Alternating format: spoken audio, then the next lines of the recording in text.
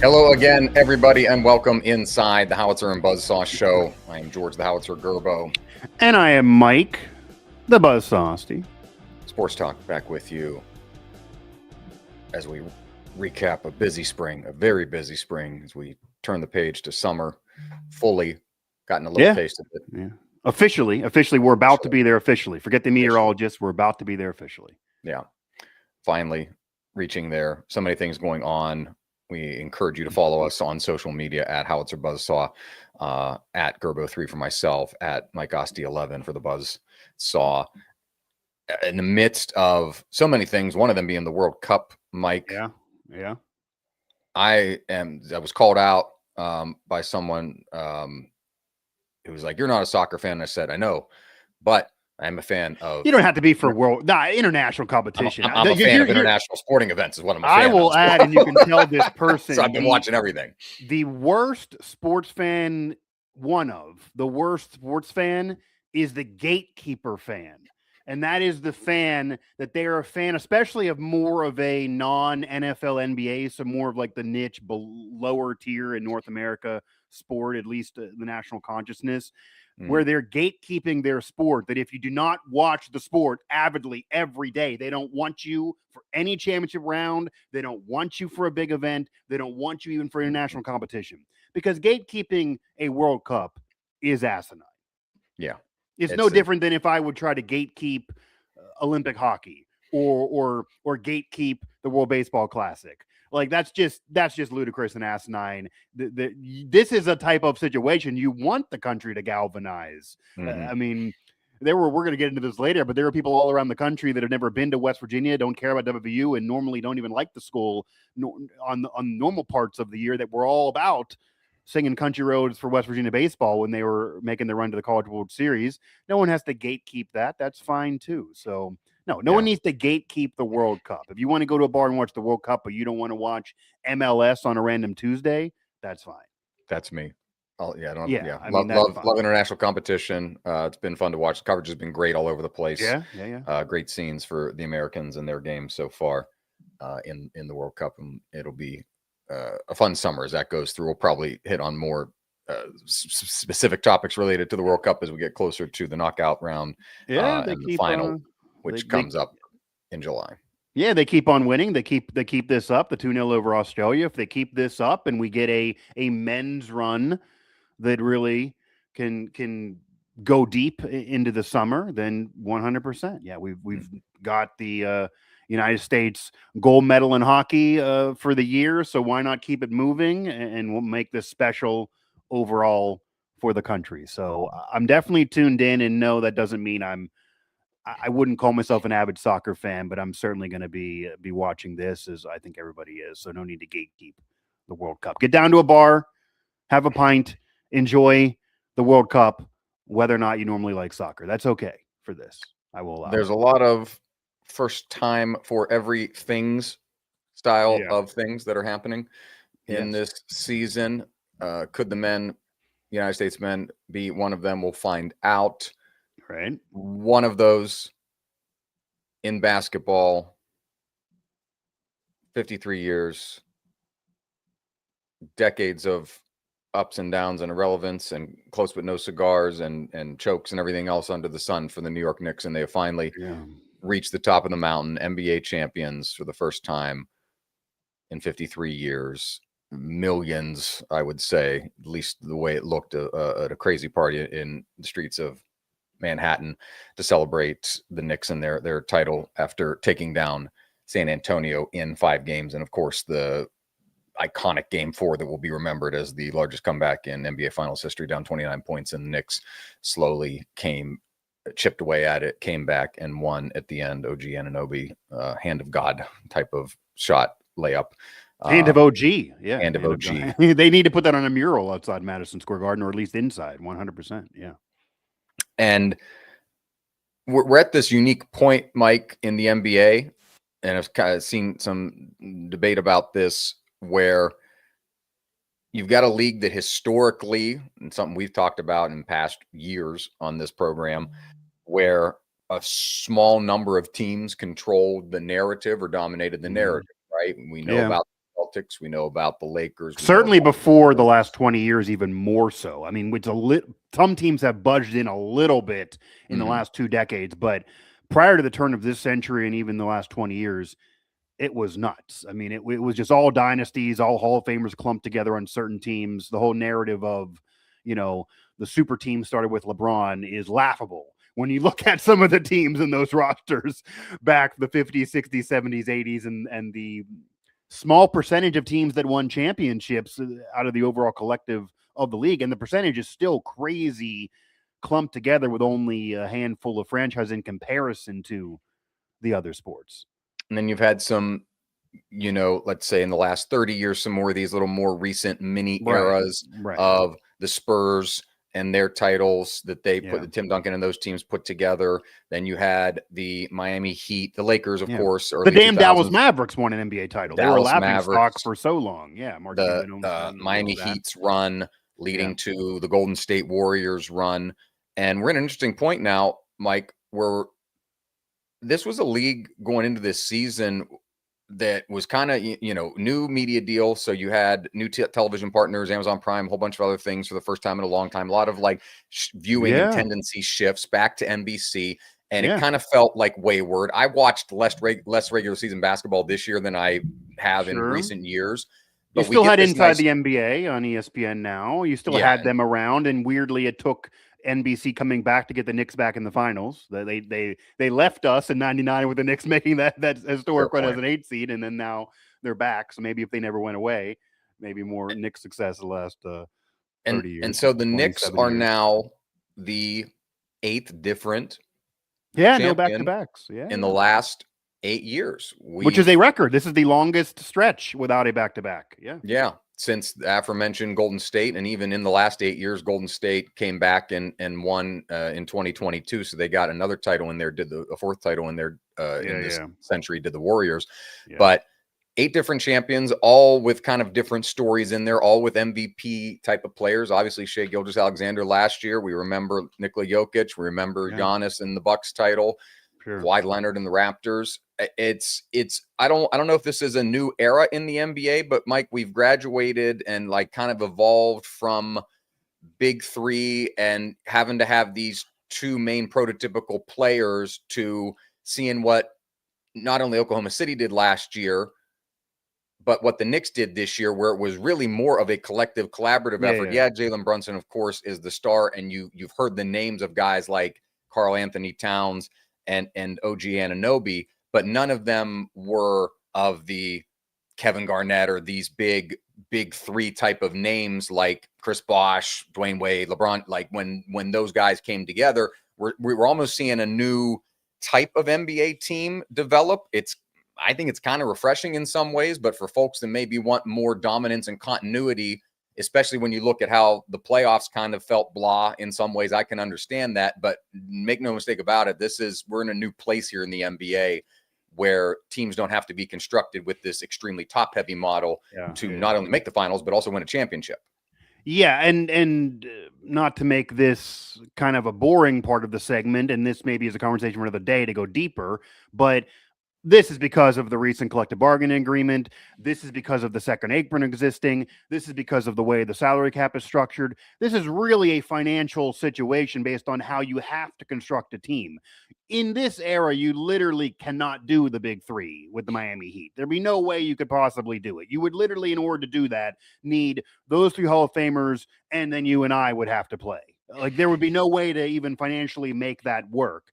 James Dolan even said he kind of popped a balloon for the Knicks trying to make this a dynasty of their own, because he literally went on WFAN and said, we can't go in the luxury tax. We're not going in the luxury tax. That is a quote. So, George, breaking news. We don't even need anyone to break this. Based on what James Dolan said, I'm going to get ahead of Shams here and say all the Knicks free agents are not coming back.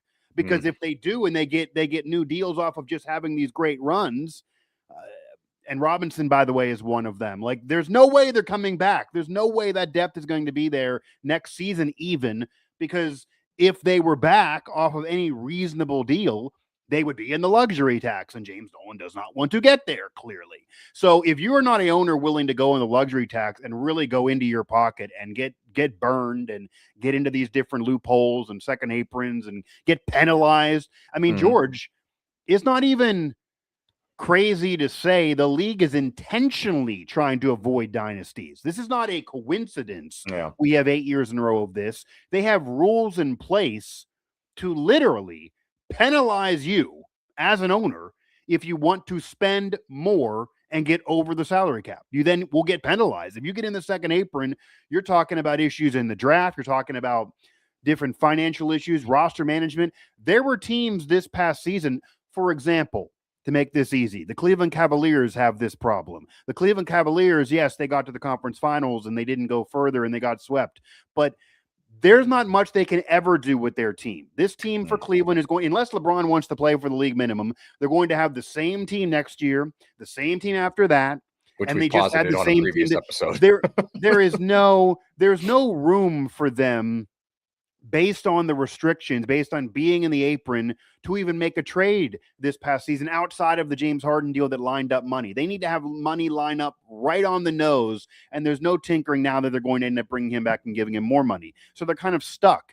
And as are the Knicks, but they were just such a great roster, and they've been put together for years on end, and they just really play like a team and have so much chemistry from their run a season ago to the conference finals, having been together for a while, going through the Thibodeau era, him getting fired, and I still kind of think he got a raw deal, but Mike Brown coming in, unlocking more to the offense.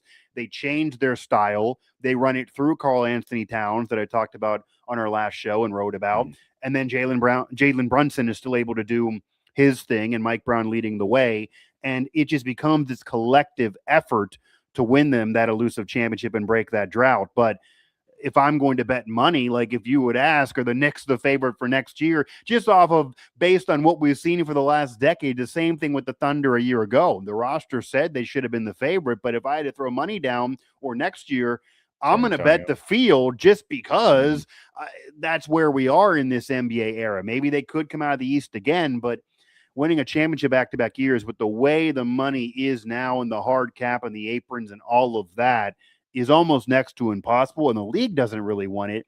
We could argue, and I will argue, that while it's cool to have all of this and have new champions or droughts broken and collective teams winning, I don't know if it's best for the NBA's bottom line. I mean, the NBA was booming more than any other time in this century during the Warriors dynasty. They're playing the Cavs every year in the finals, and everyone was tuning in.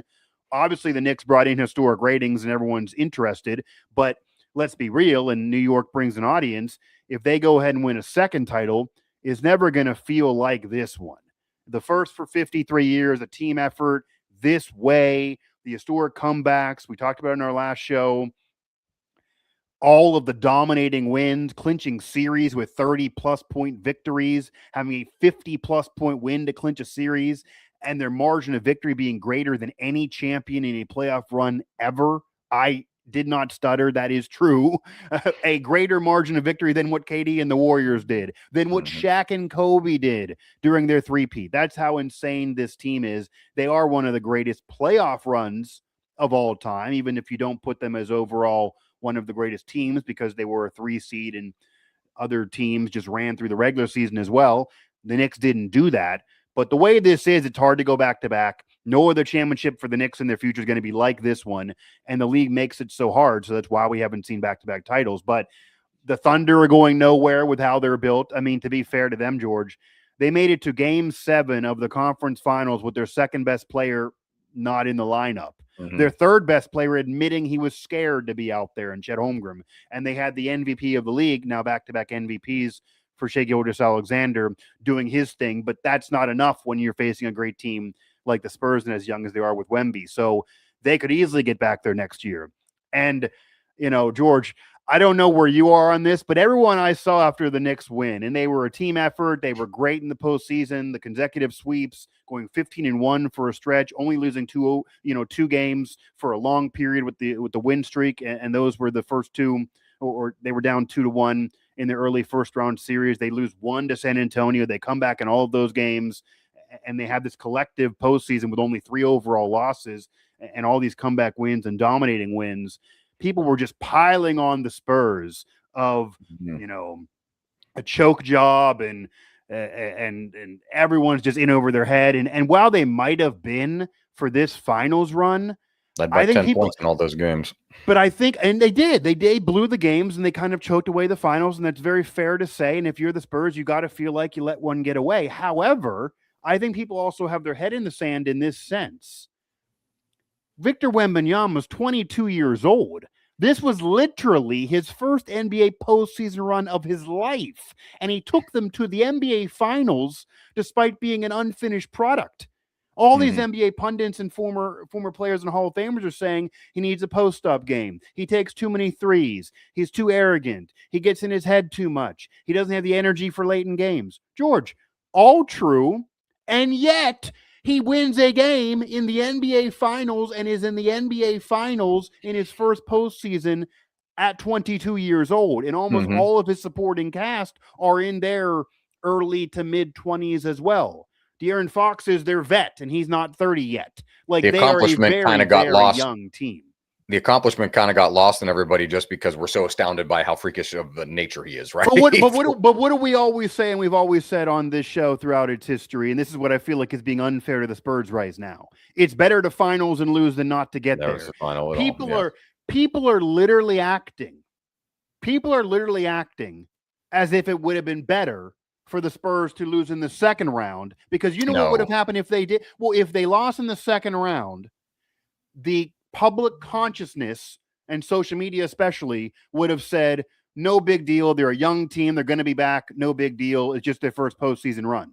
But when they go to the finals and blow games there, and then they lose there, and when Yama's literally getting an egg thrown at his head, it was so rough in those finals. Now people are saying, oh, he needs to change all of these things. He blew this. They're never going to get over it. You can't guarantee winning a title.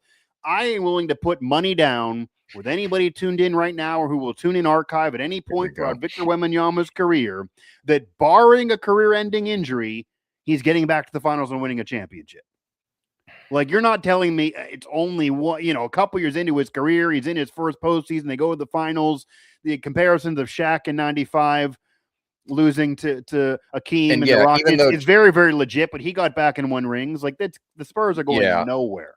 Even though championship things aren't as linear anymore, this does have that exact kind of old school feel of they need to get there and experience it, and they're going to come back and be stronger and better than But they ever, experience the growing pains in the finals, though.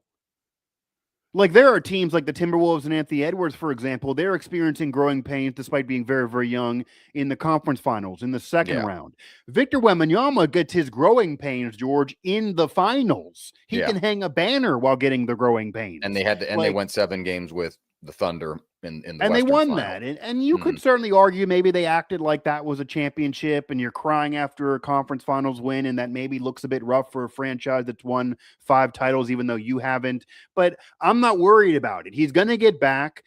And I think a lot of the things he gets criticized for, the immaturity, the comments, we've been dominating, even though we blew games, we're going to be back and we're going to be fine, and acting like they're up in a series when they're losing, and all of those comments and the pointing to his head, I'm in your head. I mean, he was in the Knicks' head at that point, and then all of a sudden he wasn't, and the Knicks came back from 20 points down and won the game. Like, it doesn't devalue that, but he's going to learn and grow and be better as a person. I mean, think of where everybody else was who's making these comments when they were 22 years old. I'm a different guy than when I was 22. When I was 22 and George knew me at 22 years old, I was the Buzz-sasw times 10. Now I have 2 daughters and I'm living a totally different life. I mean, it's not the same. I'm not throwing things at dumpsters in a fit of rage while I'm dealing with staff leading up a college radio station. Now I'm living a professional life and married with kids, and I'm in a suburb. So, watching Dateline at night instead of going out to a bar. It's a different life now in my late 30s.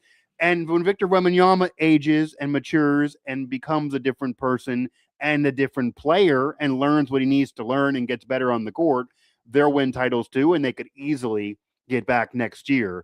But what I do want to segue into, and it still connects to the Knicks here, and we mentioned how there hasn't been a back-to-back champion, but this championship we've also talked about, there are some titles that are just different than others. Like KD's titles, I'm not going to take away. They count with the Warriors, they do. But when LeBron won that 2016 title, that means a bit more than his titles with the Heat or even the Lakers in the bubble, because that was the first for any pro major team in Cleveland's history in so long, since 1964 with the Browns, and Cleveland dealing with so much angst, and then LeBron does that. And then even Giannis's championship in 2021, that was the first since Kareem with the Bucks and their long drought. And that means a lot, even if he would never win again and cannot get himself out of Milwaukee, as he's now looking likely to be traded, and does not get that second ring. Even if he does, George, if he goes on the Heat or the Celtics or wherever and wins a second ring, if he joins up with Jason Tatum and they trade Brown and he has a second ring there, I don't think any Giannis ring with the Celtics is ever going to mean as much historically as that ring with the Bucks. And that's just the case. Like this ring now for Brunson and company with the Knicks. And what this does, we've talked about too, this is not a Kobe, Shaq, or KD joining Steph Curry or that type of Hall of Famers join up, or the Big Three Heat or any of those past Lakers Celtics teams. But because of this championship with the Knicks and how historic it was, Jalen Brunson, with all his clutch points, what he's done for many years now with the Knicks, he's already in the conversation as the greatest Knick of all time.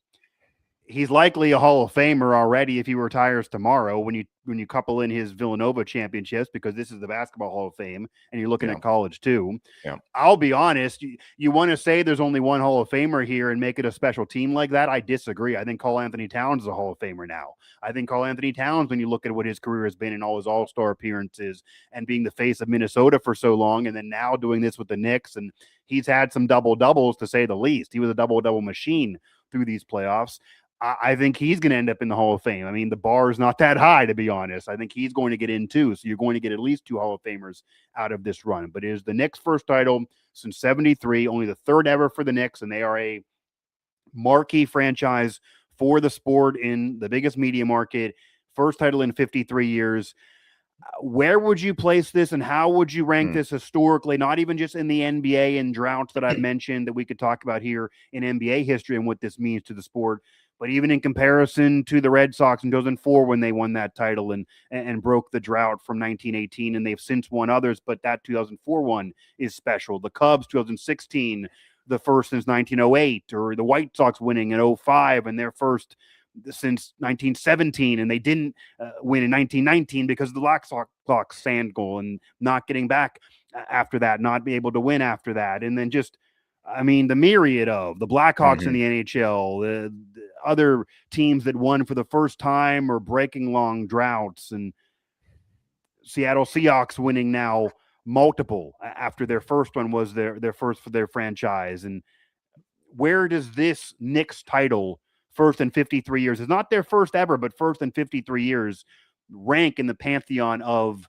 really long droughts broken, or first championship droughts ended, or just championships won that are more historic than, say, others, and piling on a franchise that already has some?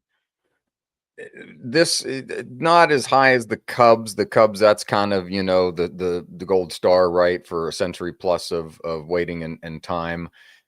This probably, I think, even in the minds of New Yorkers, eclipses what the Rangers did in '94. That was a big deal. Yeah, that's one too. First since 1940. Yeah, just mainly because in talking with friends of mine that live in New York, and both in the city and on Long Island, that throughout everything is fractured in all the other sports, right? You've got Mets fans, you got Yankees fans, you've got Islanders fans, you got Rangers fans. You got Giants fans, you got Jets fans. Yeah. I think people would rally around the Jets. And Islanders have more cups in the modern era, actually. Yeah. I think that if the Jets might become a lovable, just for their own misery. Maybe if they would win, it would be like this, because the Giants have right. more championships and have had success recently. They would be a drought for the Jets, obviously, since names his finger. Not the case for the Giants. And I mean, the counter is the Brooklyn Nets do exist, and they're in New York. The counter is the Brooklyn Nets do exist, but they apparently, the people I talk to, they're mostly irrelevant. And part of that's the fact because they existed in the middle of New Jersey for a long time, right? And then they moved to Brooklyn. They should still be there. I mean, imagine the rival team is partying in your not backyard, in your city.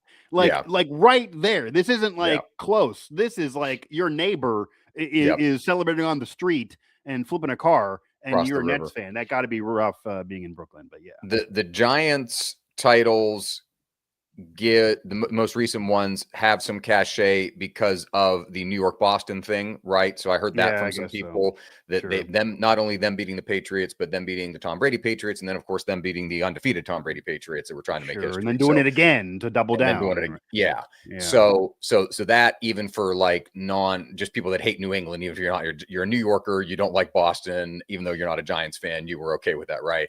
But no, this is the way this has just kind of embraced people. And it's weird seeing, it's funny to say about New York City, or the biggest city in this country, that people, non-New York people, just embracing this team and like cheering for the Knicks and hoping that the Knicks won, right? Which kind of goes back to what you're saying about San Antonio, like them playing a little bit of a villain role. They became the heel. So many people felt bad or whatever for the Knicks, and like, I mean, that would never happen with the Yankees or the Giants or any other New York team. But not even the Mets. Not even like when people when the Mets have been to the World Series a couple of times. In the last, they're a little closer to that because it's been a while. But I mean, they're the little brother of the Yankees. But not even to that level because they spend a lot of money. So if they would win, it's not. It's a no salary cap sport at that point. And that's about it, spend right? a lot of money. Yeah, but it doesn't galvanize the country. This crossed a lot of different lines, and just seeing the cathartic reaction of people, because like if you break it down to it, Mike, and like in the day in the 30s when there were multiple baseball teams in New York, the Giants were in New York, the Dodgers were in New York, of course. But I think you can say, if you ask what is the sport that defines New York City, what is the sport that defines the five boroughs? It's basketball. It's Rucker Park. It's playing on those courts in the city, and the people from Lou Alcindor, Kareem Abdul-Jabbar on down that have come out of New York City and made a name in the game of basketball. It's still the mecca of basketball for that reason. So this united a lot of people of all stripes, old people. You saw all the celebrities, right? Friends of mine all tuned in and were locked in, and then people who just like thought it was a good story. The New York Knicks of all teams, biggest name brands in basketball, was doing well. So it transcends a little bit.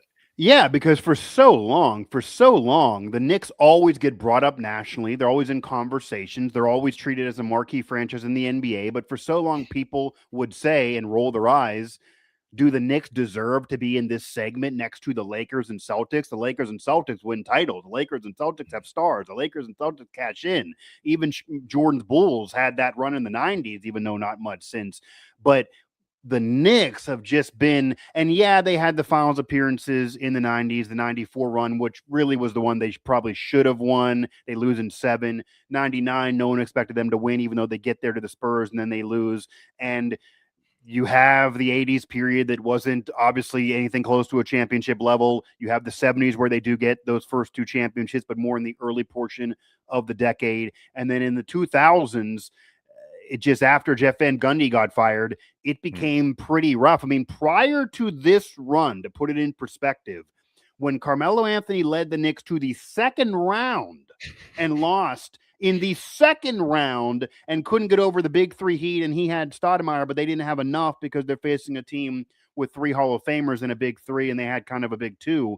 That was considered a city galvanizing moment. People were taking to the streets after they won 1 playoff series at that point, if you remember, because that was something that when they went to the second round, as nuts as it sounds, that was the first time in a long time since that 99 run they're even able to advance out of the damn postseason. Pretty mellow, And then after, obviously, that, and they finally, Melo never wanted to leave, and they basically forced him to because they couldn't get anything around him and couldn't win.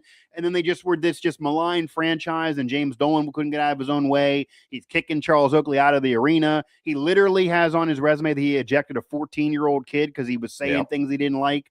Like, he's a championship owner now, but those things don't go away. So that was the Knicks. They were the laughing stock They were made fun of You expected nationally. them to lose. Like, okay, they could have a Nobody little thought they would do when this. they beat the Hawks and the whole Trey Young and everything like that, to see how like all those crazy but like you expected them to lose, and they But did it's eventually. even like a doom and gloom. Like there were even points during this postseason run, and I was saying on this show and others, and even writing about it, that the Knicks are so dominant, it's historic. They're going to get to the finals. They're probably going to win. There's no reason to be worried. And Knicks fans would jump into my mentions or even say, no, there's going to be a doom and gloom aspect here. Like after the Spurs won one game, there were Knicks fans saying, oh no, when they were up 29, oh no. Like you heard that throughout the whole postseason run. Even when the Cavs were up 20 and they had to come back against them, it was, oh no, like this is going to be, there's a curse here. Like they're acting as if this was the Cubs or Red Sox. So it wasn't as much of a curse on the Knicks, like say the Red Sox or Cubs, as it was just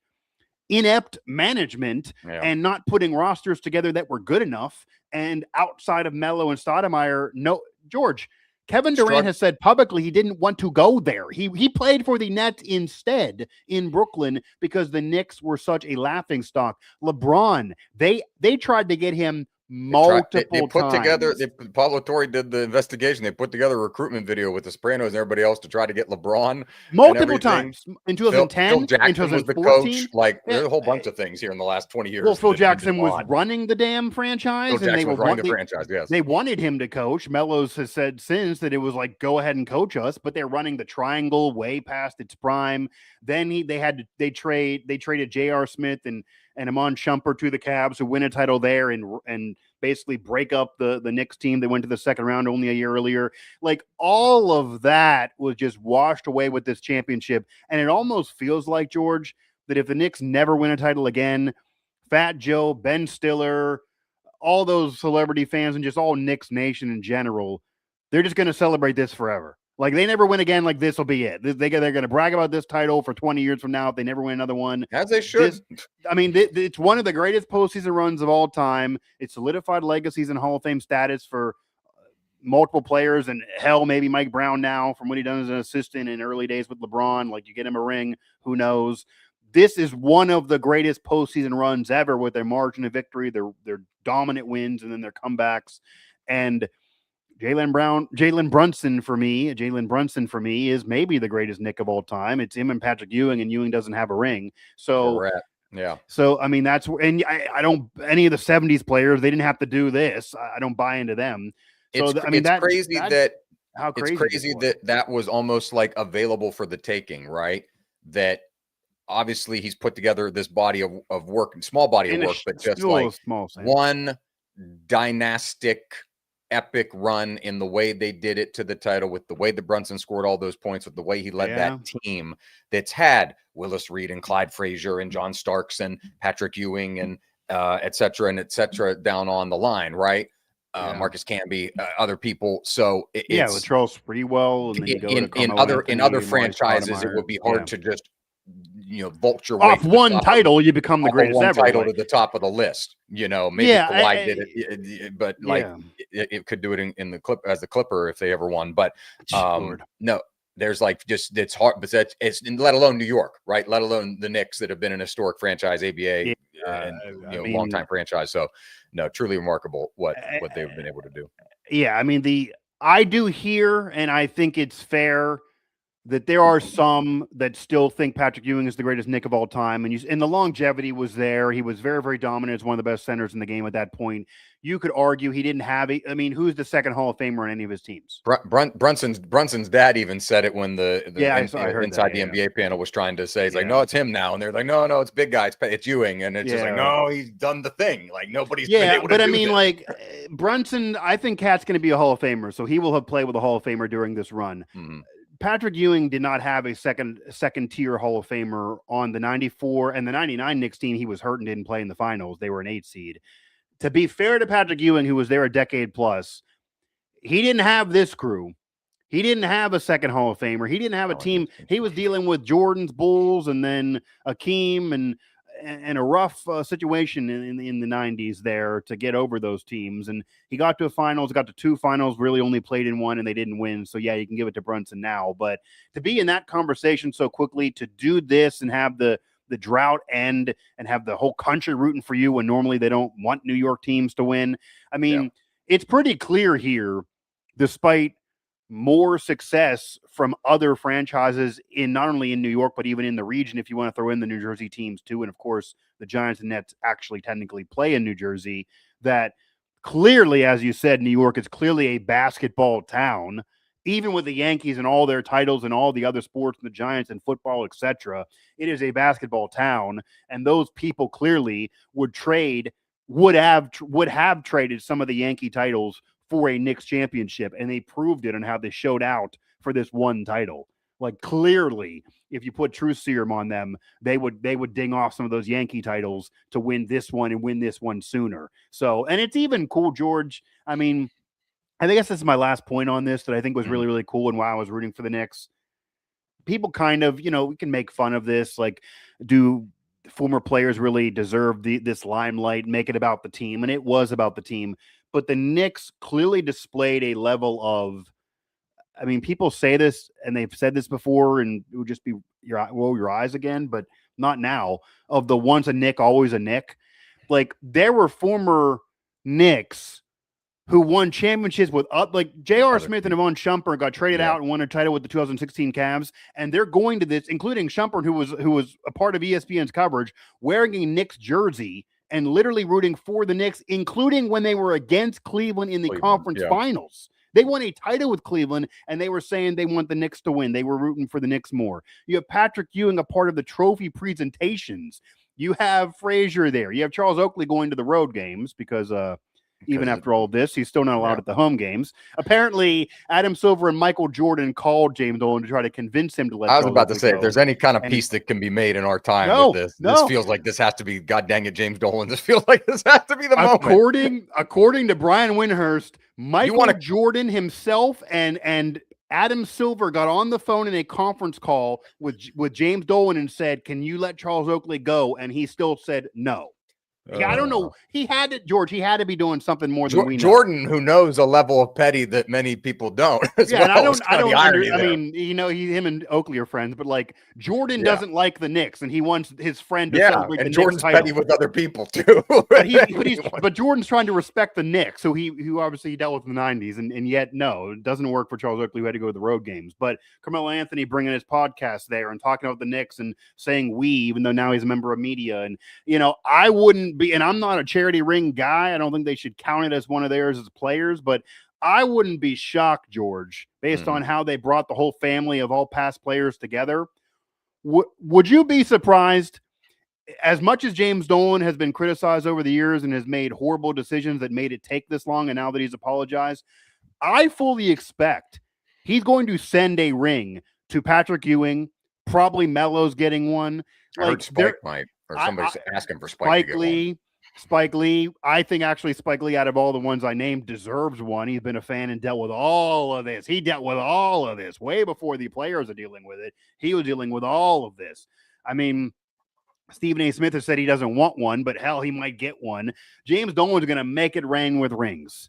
And he didn't want to put up the NBA Cup banner. This obviously is going up to the rafters. So really, really historic. I don't know where I'd rank it. I would say that the Cubs and the 2016 Cubs and 2004 Red Sox are still higher on the list of breaking droughts and breaking curses, because those also did kind of galvanize the country.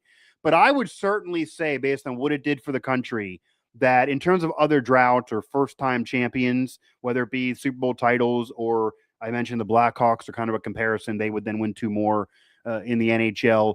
Franchises you would, or even the Red Wings when they won in 97, that was their first since 55, and they have 11 total now, but the first since 55. I mean, winning the first in a long time, this is probably right now below the 04 Red Sox and 2016 Cubs, even bettering than other droughts that have been ended or titles that were won for the first time in other sports, just because of what this did for the country, what this did for the franchise. And it was one of the more improbable. I mean, let's be honest here. When they signed Jalen Brunson, nobody thought that guy is going to all of a sudden break the title drought for the Knicks. I mean, he was a good player, but nobody thought this. And yet here we are. So really, really cool.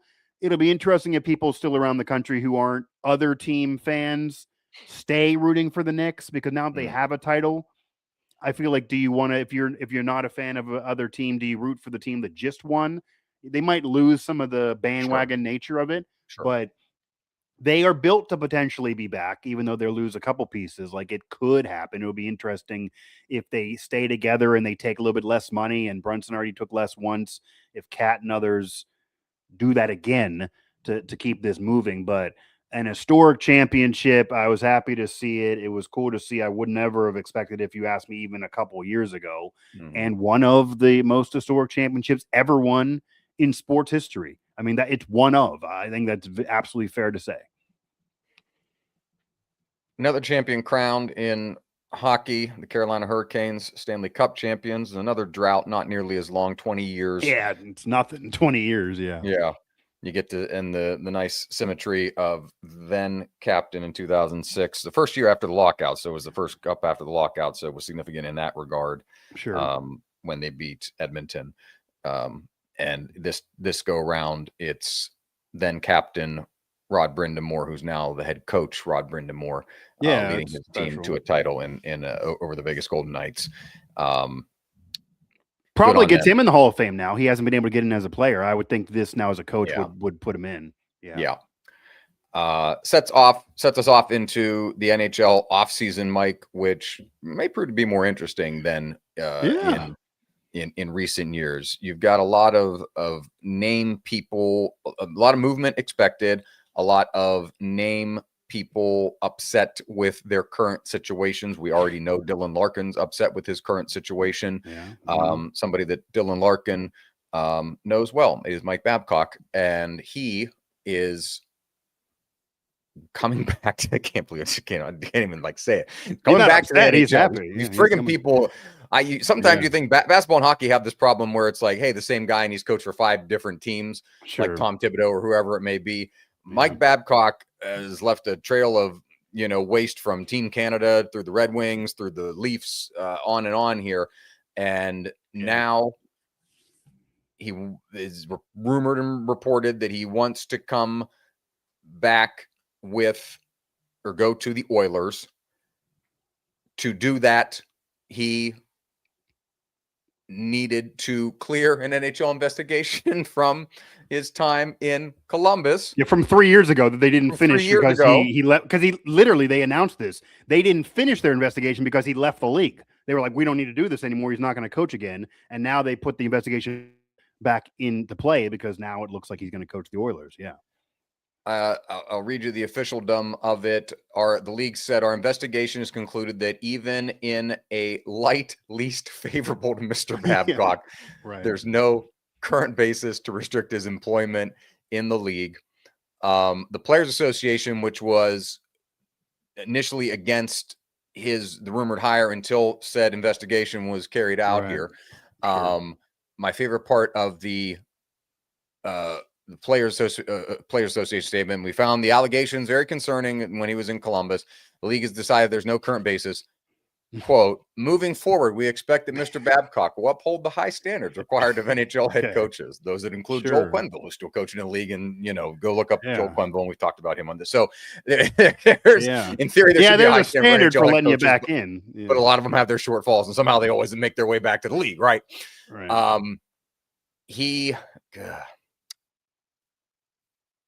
This isn't it puts.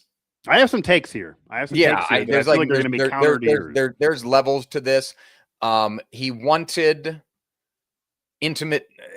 Let me use a different word than intimate. He wanted personal information from players when he coached in Columbus, photos, texts, like that type of thing, in some sort of what he framed it as a way to get to know them, and eventually, as Mike said, three years ago, was fired. There's other reports. I think when he was Red Wings coach, he asked someone to rank the players from who was the softest to the hardest in terms of ability, or Yeah, I believe that's rumored in Toronto as well. I mean, Yeah. there's reports that he pretty hardest much working to bullied least Mitch. working type of thing. Yeah, Right. I more mean, there's derogatory terms that I'm also not going to like use here. Mitch Marner, who now Leafs fans hate, who had a great playoff run with the Knights. He's reportedly was bullied by Mike Babcock early on when he was a rookie, and then Johan Franzen with the Red Wings was a player that apparently Babcock bullied a lot, who kind of was the guy in front of the net. And this has not even just been Johan alleged by Franzen said he was the people. worst person he'd ever met, or something like that. Yeah, but this has not even been just alleged by media. Chris Chelios, obviously one of the greatest defensemen of all time, who was on those Red Wing teams, he has come out publicly, including on national networks, saying that Babcock treated Franzen in particular very poorly. And these former players, including Hall of Famers, have spoke out in defense of these players that Babcock allegedly bullied. And there is a whole history to connect now to this team and the potential to join the Oilers. The Oilers, they of multiple Clarence Campbell Bowl Western Conference trophy, Clarence Campbell Bowl Western Conference champions. They of still Connor McDavid. They of maybe not Darnell Nurse in the near future. There's just so much. Yeah, Leon Draisaitl, Bouchard's still there. I mean, there's still there's just so many. We did feels like at least 2 hours this time last year about Connor McDavid and like where we thought. Yeah, and I still believe he has. Neither of us could have thrown this curveball in there. No, but I still believe this is. I still believe this is still part of his warning shot to the franchise. He signed a 2-year extension, not a long-term deal, unlike Leon Draisaitl, who signed a long-term deal and is there for 8 years. And after they just lost this past year in the first round after their back-to-back Cup final appearances, Leon Draisaitl was the first person to say in his exit interviews, we only have a short amount of time, guys, because Connor's deal is what it is. That's the elephant in the room he was willing to talk about publicly. Connor's never said, I'm locked in forever. He does these Players Tribune articles where I don't want to ever leave Edmonton. And then if you notice, George, always at the end is, but I got to win a cup. And then you and I do these shows and are thinking, well, we don't think you're probably going to win one there. You don't want to leave. I mean, this is like a Giannis thing, even though Giannis already has a ring, like the Damian Lillard, I guess, for NBA fans. Like, you're dug in, you want to do it there. He even has said it won't feel as good elsewhere. Okay, but do you want to do it at all? Like, you might need to go. Like, you're getting so old, and yes, he's an historic Hall of Fame legendary player, and he had George. I mean, think of the annoyance of your Connor McDavid watching this postseason. Nothing, no shade away. Jordan Stahl deserved the award, but he won a Conn Smythe Award with 12 points. Connor McDavid had 42, won the Conn Smythe and lost the cup. Mm-hmm. And Jordan Stahl had 12. I mean, what are we doing here? But I do believe, George, is still part of the warning shot. Would you like me to give you, George, how I think we got here and why Mike Babcock is the pick for the Oilers? Yes. There's a lot of, I can entertain that. So I believe that, of course, if they won a cup, they wouldn't have made a coaching change. But even if they had not won a cup and say they were coming off the final losses, or say they had a better effort in the postseason, because in this past postseason, in the first round, not the best effort in the world for the overall collective, and they weren't really healthy. Connor was banged up, but the star players were very, very frustrated after this past year, and they kind of were lethargic and kind of sluggish throughout most of the season, maybe out of gas, maybe annoyed and frustrated of losing the final back-to-back years to the same team. But even going back before that, in a conference finals loss and just some different playoff failures, and taking a while to get in despite all the point total for McDavid and Leon Draisaitl, having two of the best players in the game. And if you look at all these graphics, what do you see on these, George? What do you see on all these all-time point graphics for the postseason? You always see McDavid and Draisaitl's name there, and their names are always right next to guys with multiple Stanley Cups, and they have 0. And they have 2 final appearances with no ring to show for it. McDavid has a freaking Conn Smythe, but no Stanley Cup title, which is what they're playing for. And then McDavid, of course, loses the gold medal the way he did and becomes this career bridesmaid. but never a bride. So we get all of that together. I don't think they would have went and pulled the Babcock lever earlier in their career, or even after one of those cup final losses or two. But now after another year, another playoff loss earlier in the postseason, a real rough regular season, and we get here. And I think part of wanting Mike Babcock, because for anyone who's confused on how he's the guy, he's not being forced on McDavid and Draisaitl. There are many reports out there, and I certainly believe them, that this would not be happening without a green light from Connor McDavid and Leon Draisaitl. That's certainly undercurrent here. Certainly McDavid with a short-term deal. There is no way they're gonna make a decision that they think would piss him off when he could be a free agent a year later. There is no way. So they have a green light from those two guys. And what I honestly, and I've said this on other shows, I honestly believe part of this is what was even said after they lost this year by even people in national media. Well, the overall team didn't put up the effort as maybe the Stars. The overall team isn't there yet. They once again don't have a legit goaltender that can stop the puck. Defensively, they're not nearly to the level of being a championship team, despite all these goals that can be scored by the top tier. I believe that Connor McDavid, number one, and Leon Draisaitl, number two in particular, have been pushed to a breaking point of frustration that they are saying to themselves, when we don't win cups, who gets held accountable? Who has their legacy dinged? Who is discussed on this show and others? It is them, and it is really McDavid. And McDavid even did an interview after the Olympics where the very first question he freaking got, and he was the MVP of the freaking Olympics, even though he didn't win gold, was, how do you feel once again coming up second? And you look in his face, and he even said, guys, that's the first question. Like, he even looks frustrated and angered now. And Leon Draisaitl said early on in the middle of the season that, you know, clearly we have our issues. I don't want to throw shade on anybody, to paraphrase, but he was basically calling out players and coaches. And now the coaching staff has been fired.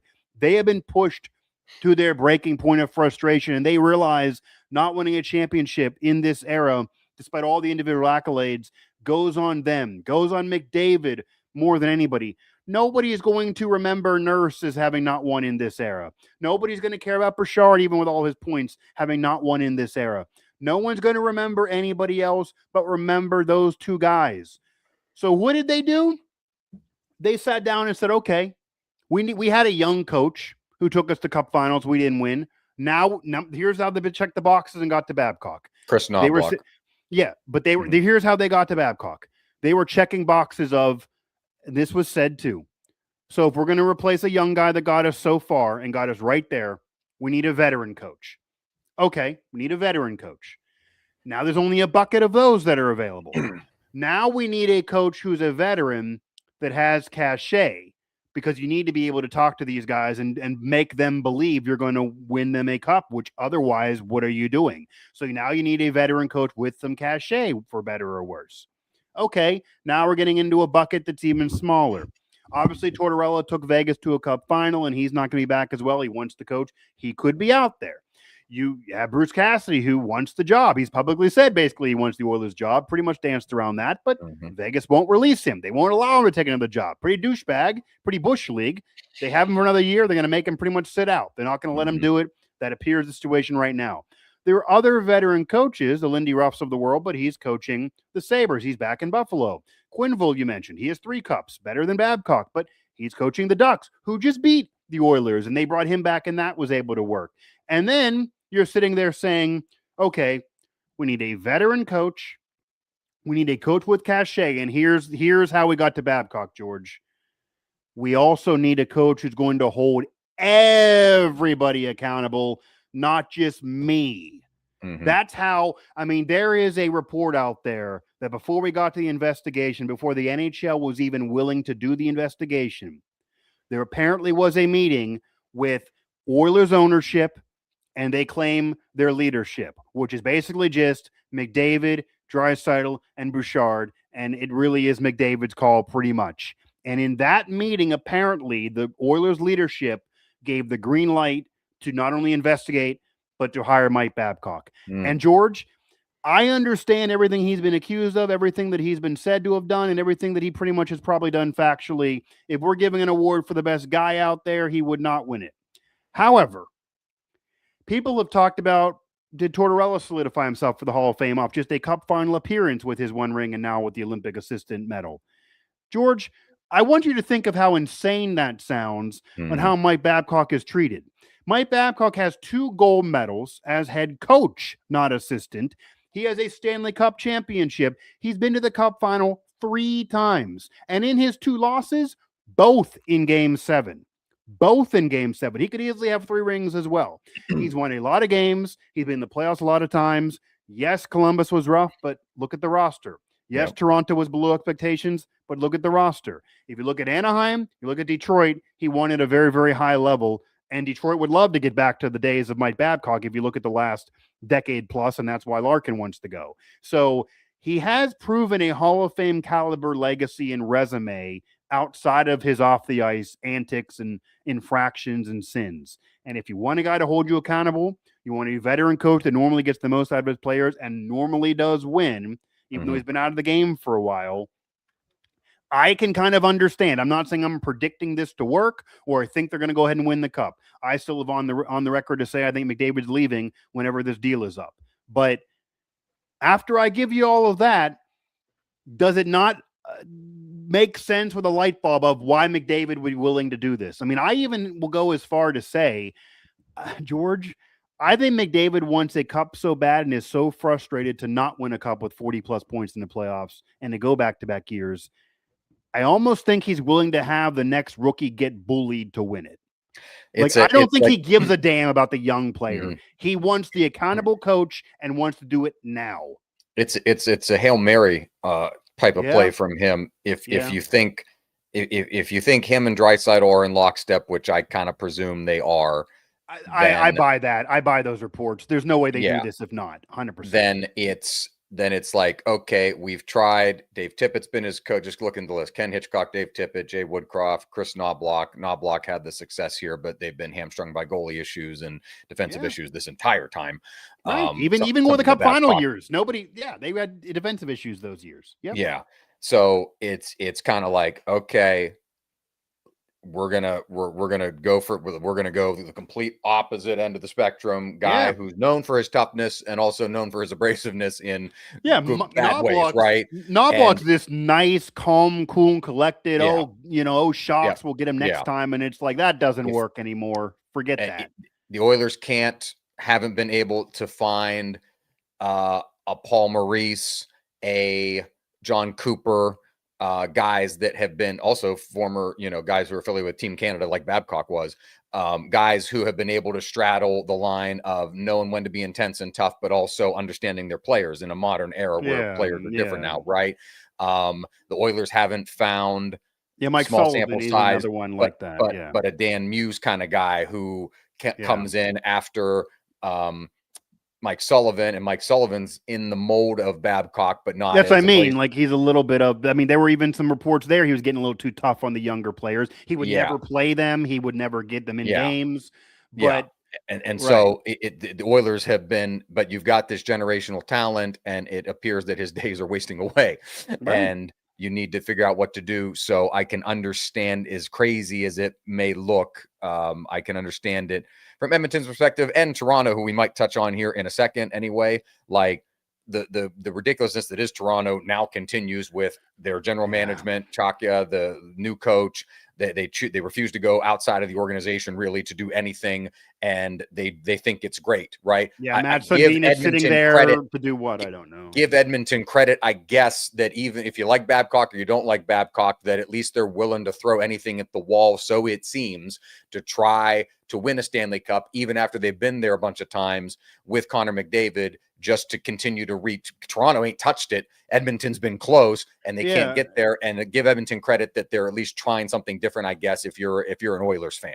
Yeah, and going back to our conversation on sports droughts, as galvanizing as the Knicks was, if the Toronto Maple Leafs, who have not even been to a Cup final since the last time they won in '67, if they would win the Stanley Cup, that might be the equivalent for Canada and would probably be the greatest sports drought to ever go down. I mean, that might be the chance to get over the Cubs. And it's obviously not as many years. There's no imminent signs of that. That's what I mean. Like it's not as many years, but for them to do it, it would be so improbable. It would be insane. Yeah. And I'm not predicting it either. And obviously you could I don't have much of an issue with their coaching decision as what the hell are they doing with it. Almost felt like they hired somebody because his sister is having success in media, and then Matt Sundin is a former player. And I'll be honest, here's what it seemed like the Leafs are doing, just quickly. It feels like, again, they hired a media darling's brother and then shielded the insanity of the hire with a Hall of Famer. Meet shield Matt Sundin. Yes. They basically said, you're not going to like this, so he's sitting here. You all love him. Like, and Matt Sundin being there would almost piss me off if I'm Austin Matthews, because if you want a guy who won a gold medal, not for Canada, that didn't win a cup, that put a lot of goals on the board, that is beloved, it's Matt Sundin. If you want a guy that won a gold medal, not for Canada, that plays for the Leafs, that put a lot of goals on the board, that didn't have success in the playoffs, it's Austin Matthews, who Leafs fans hate. And the only answer I give you is they don't like America. But separate, because Sundin is the same career. It just he won in Sweden. They don't mind it. Matthews led them to a cup. I'm sure they would be okay. Well, Sundin didn't do that, so they shouldn't hate him now and wait for it. Sundin's beloved with no ring, but nonetheless, that I think, I do think it's part of. If you're the Oilers, you've done everything else. So if you're going to have this era of the McDavid era be without a championship, I think it's better to pull the lever and get criticized than to not. And I don't even say this lightly. I do honestly feel like from management, and this is weird, and I now have Stan Bowman there. If you want a controversial executive with a controversial coach, my Lanta, but they are going to come together and try to skip themselves in the Hall of Fame off of a run to forget about their personal lives. That's almost what this is. We'll see how long he lasts as well. But I mean, can you imagine a meeting where Stan Bowman has to sit him down and say, you've committed too much, we have to fire you? I would be like, you get this is hypocritical, right? Okay, let's understand. But nonetheless, I feel like from management on down, from ownership on down, and again, namely McDavid, they clearly are thinking, and I get it, they clearly are thinking of, we willing to give up a scandal to win the cup. Like that's, I think, where they are. Like I think this is one of those. Could it go over easier in our market than in other markets, right? He's kind of Sure, I mean, put him in. I mean, he has 2 gold medals. Putting him in Canada with a franchise that hasn't won in a while, I think the Canadian nation might say, if you're winning some games, we'll forgive whatever bullying scandal is maybe going to erupt here. It's not like he killed somebody, even though obviously he's accused of horrible things. And George, I mean, I can give you a comparison of something that's going on in our sports world today that was a recent scandal in college football. It almost felt like Texas Tech. Wrongly, they then got bullied into having to give in by the Big 12, but it almost felt like Texas Tech was so willing to dig in to just do whatever and bring in a very controversial guy and a quarterback that's bet on the sport, thinking that was their ticket to win a national title that they've not done before. Like their fans and their brass and their NIL boosters were sitting there saying, we know this, they know this looks bad, but they're willing to do whatever under the sun to get to an end goal, and they got egg on their face and they're not even able to do it. Now, for the flip side, back to what we're talking about here with Babcock and the Oilers, unlike that, they managed to win the argument with the NHL. They win the investigation. Apparently, the rumors are not enough Blue Jackets actually took part in the Zooms because they don't want to be part of this. And he ended up being able to pass through. So Texas Tech doesn't get Sorsby. They're going to likely get Babcock. I mean, as we're recording this, they've not officially announced him. But to do all this and not have him be the coach would be nuts. This is the road you're going down. Yeah. So this is clearly the road you're going down. And I understand the political nature. I understand the social nature. I understand the criticism here. I understand people are going to root against them now that maybe previously would root for them because of Babcock being there. But I also fully understand the decision. And I will say, you can call me the heel of the show here if I got to play this role. I think Babcock... George, I think and this is even I mean, people have been writing about this. People have been saying this on shows, even comparing him with Tortorella and others. Dare I say that Babcock, because of his personality and accusations and the bullying scandals, I think Babcock's career resume has been flat out slandered. Not even in opinion. I think people who are smart hockey people are just factually wrong. I mean, we have a friend and colleague that I do another show with just because of the scandals. I literally believe so. And I've even said he's accomplished. We're not saying he's a bad coach by any stretch. He's not for everyone, basically. And I told him this off the air, so I'll say it and call it out now. I do a show with a Locked On Network with a friend and colleague of ours, Alex Widerspiel. He's an incredible, smart hockey mind, but his argument against this is that maybe you should have go the Tortorella direction. And he literally wrote in his article, the Tortorella's career resume is better than Babcock's. That's factually wrong. Like, I don't even know how you could possibly have that opinion. It's just not the case. Now, Babcock hasn't won in a while, but again, Tortorella's been to 2 Cup finals. They're separated by 20 years. He won one 20 plus years ago. Babcock has a ring more recently. Babcock's been to 3 Cup finals. Tortorella was an assistant coach on a team that won gold that's brought up in that article. Babcock has been the head coach of multiple gold medal runs. I think we are forgetting what Babcock, he once was the darling coach of the league that everybody wanted, and he picked his spots of where to go. And I think we're forgetting a little bit of Babcock's career and where he once was, because he's just now been alleged to be this really poor person and bully, and nobody likes a bully. But if you're the Oilers, you probably looked up that resume and thought to yourself, okay, bullying, text message exchange, but like the resume is a lot higher than what people are saying. I don't know. I mean, how do you think this turns out? Say Babcock is the coach. It has been a while, even though the resume is borderline Hall of Fame for me, despite the personal life. I can't imagine they're much worse than they just were. And if you want to just pure hockey analysis on how this may work, what is the one common theme of his teams that previously won? Mm-hmm. What's the theme? And I know there were stars there that scored goals. Defense. What were I was going to say, the Red Wings in 2008, they don't get credit for this, and just ask Penguin fans and the Penguins. Defense. You could argue that's maybe the greatest defensive team of all time. Yeah. If you look at the analytical numbers. And then you go to Anaheim. How did they win? And then how did they beat Detroit in 2003? Goaltending and defense. 10 Hall of Famers on Detroit couldn't get to the freaking offensive zone because of defense and clamping down. Yeah, the Leafs and Jackets didn't do that, but it's very hard for me to believe they're not going to at least improve defensively. And if they improve defensively, they should at least get out of a series or two. That's kind of where it comes down to me, like, how I think he's going to do. And it's like, they're fine offensively, right? They're one of the league's top power play units perennially. Historic. Out of the damn way. Let them go. We're at the point where the Edmonton Oilers of the last 5 years, 1 out of every 3 power plays they're scoring on, sometimes more than that. So no, can Mike Babcock, known for these defensive teams, as you mentioned, can you fix the defense? And by extension, goaltending. We all laughed, at least us folks here on the southern side of the border, about the Tristan Jarry trade. It was like, they got Stuart Skinner. Edmonton fans are still in denial about how well Stuart Skinner performed for the Penguins and how suckitude that Tristan Jarry, who's still in his own head. I'm sure they'd rather have Skinner back now. All the ones who wanted him gone would take him in any day. They still need to figure that out. They need to figure out how the defense is going to look and get better. Likely, as I kind of pivot here to the personnel neighborhood of what's gone on now after the Cup has been awarded and won by Carolina. Darnell Nurse, they might not have him on defense. Sure. As there's a couple of different places that he's been rumored to go to eliminate his salary and get his salary off the books. And that includes potentially Pittsburgh. I saw that come up today. I don't know how likely that is.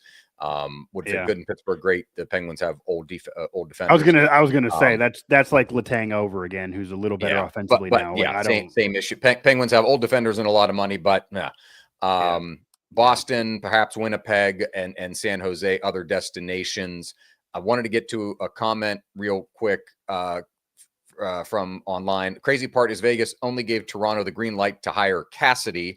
Only gave Toronto the green light to hire Cassidy, not other teams. Sure. After Radish signed that contract. It felt like they were unserious. Darren Radish in a sign-in trade in another, not necessarily scratch your head move, but another maybe raise your eyebrow type of move, goes great season in Tampa.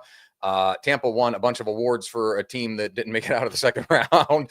Coach of the year, goaltender of the year. The coach of the year, goaltender of the year. I'm going to dare I say career achievement awards. Like, this wasn't their best seasons for either one of them. And John Cooper, and I'm like, I don't remember. Like, I know it was a game 7 against Montreal, but I don't remember them being like better than some. Well, they were real good in the regular season. I mean, that's a regular season award. That's a regular season award. Yeah. I shouldn't use the result, but again, I digress. Darren Radish had 70 points and 22 goals, and so he signed and trade to Toronto. He's 30. Toronto signs him to an 8-year contract. I mean, for annual AAV, annual value of $8.5 million a year. It's the same poor management, no matter who's sitting there. I have no belief Crosby's in the Leafs making that money. Like, I mean, George, here's the thing about the Leafs. You should not. Now, there are some franchises, if you want to talk about Utah in the NBA or even say Seattle in the NHL, there are rumors that they were willing to play Panarin $15 million a year. If you are a certain franchise in certain markets in a sport or a league, okay, you have to overpay to get a guy because you have a window, you got to overpay. If you're the freaking Toronto Maple Leafs, you shouldn't have to be overpaying people to want to play there. You're Toronto. You're original 6. You're the Maple Leafs. Like, you're the Cowboys of the sport, even though you have your drought and curse. People want to be there. I mean, I could argue that if you want a trade request that I am waiting, and this would ruin everything in Toronto, is for Austin Matthews to pull that lever and say, I want out.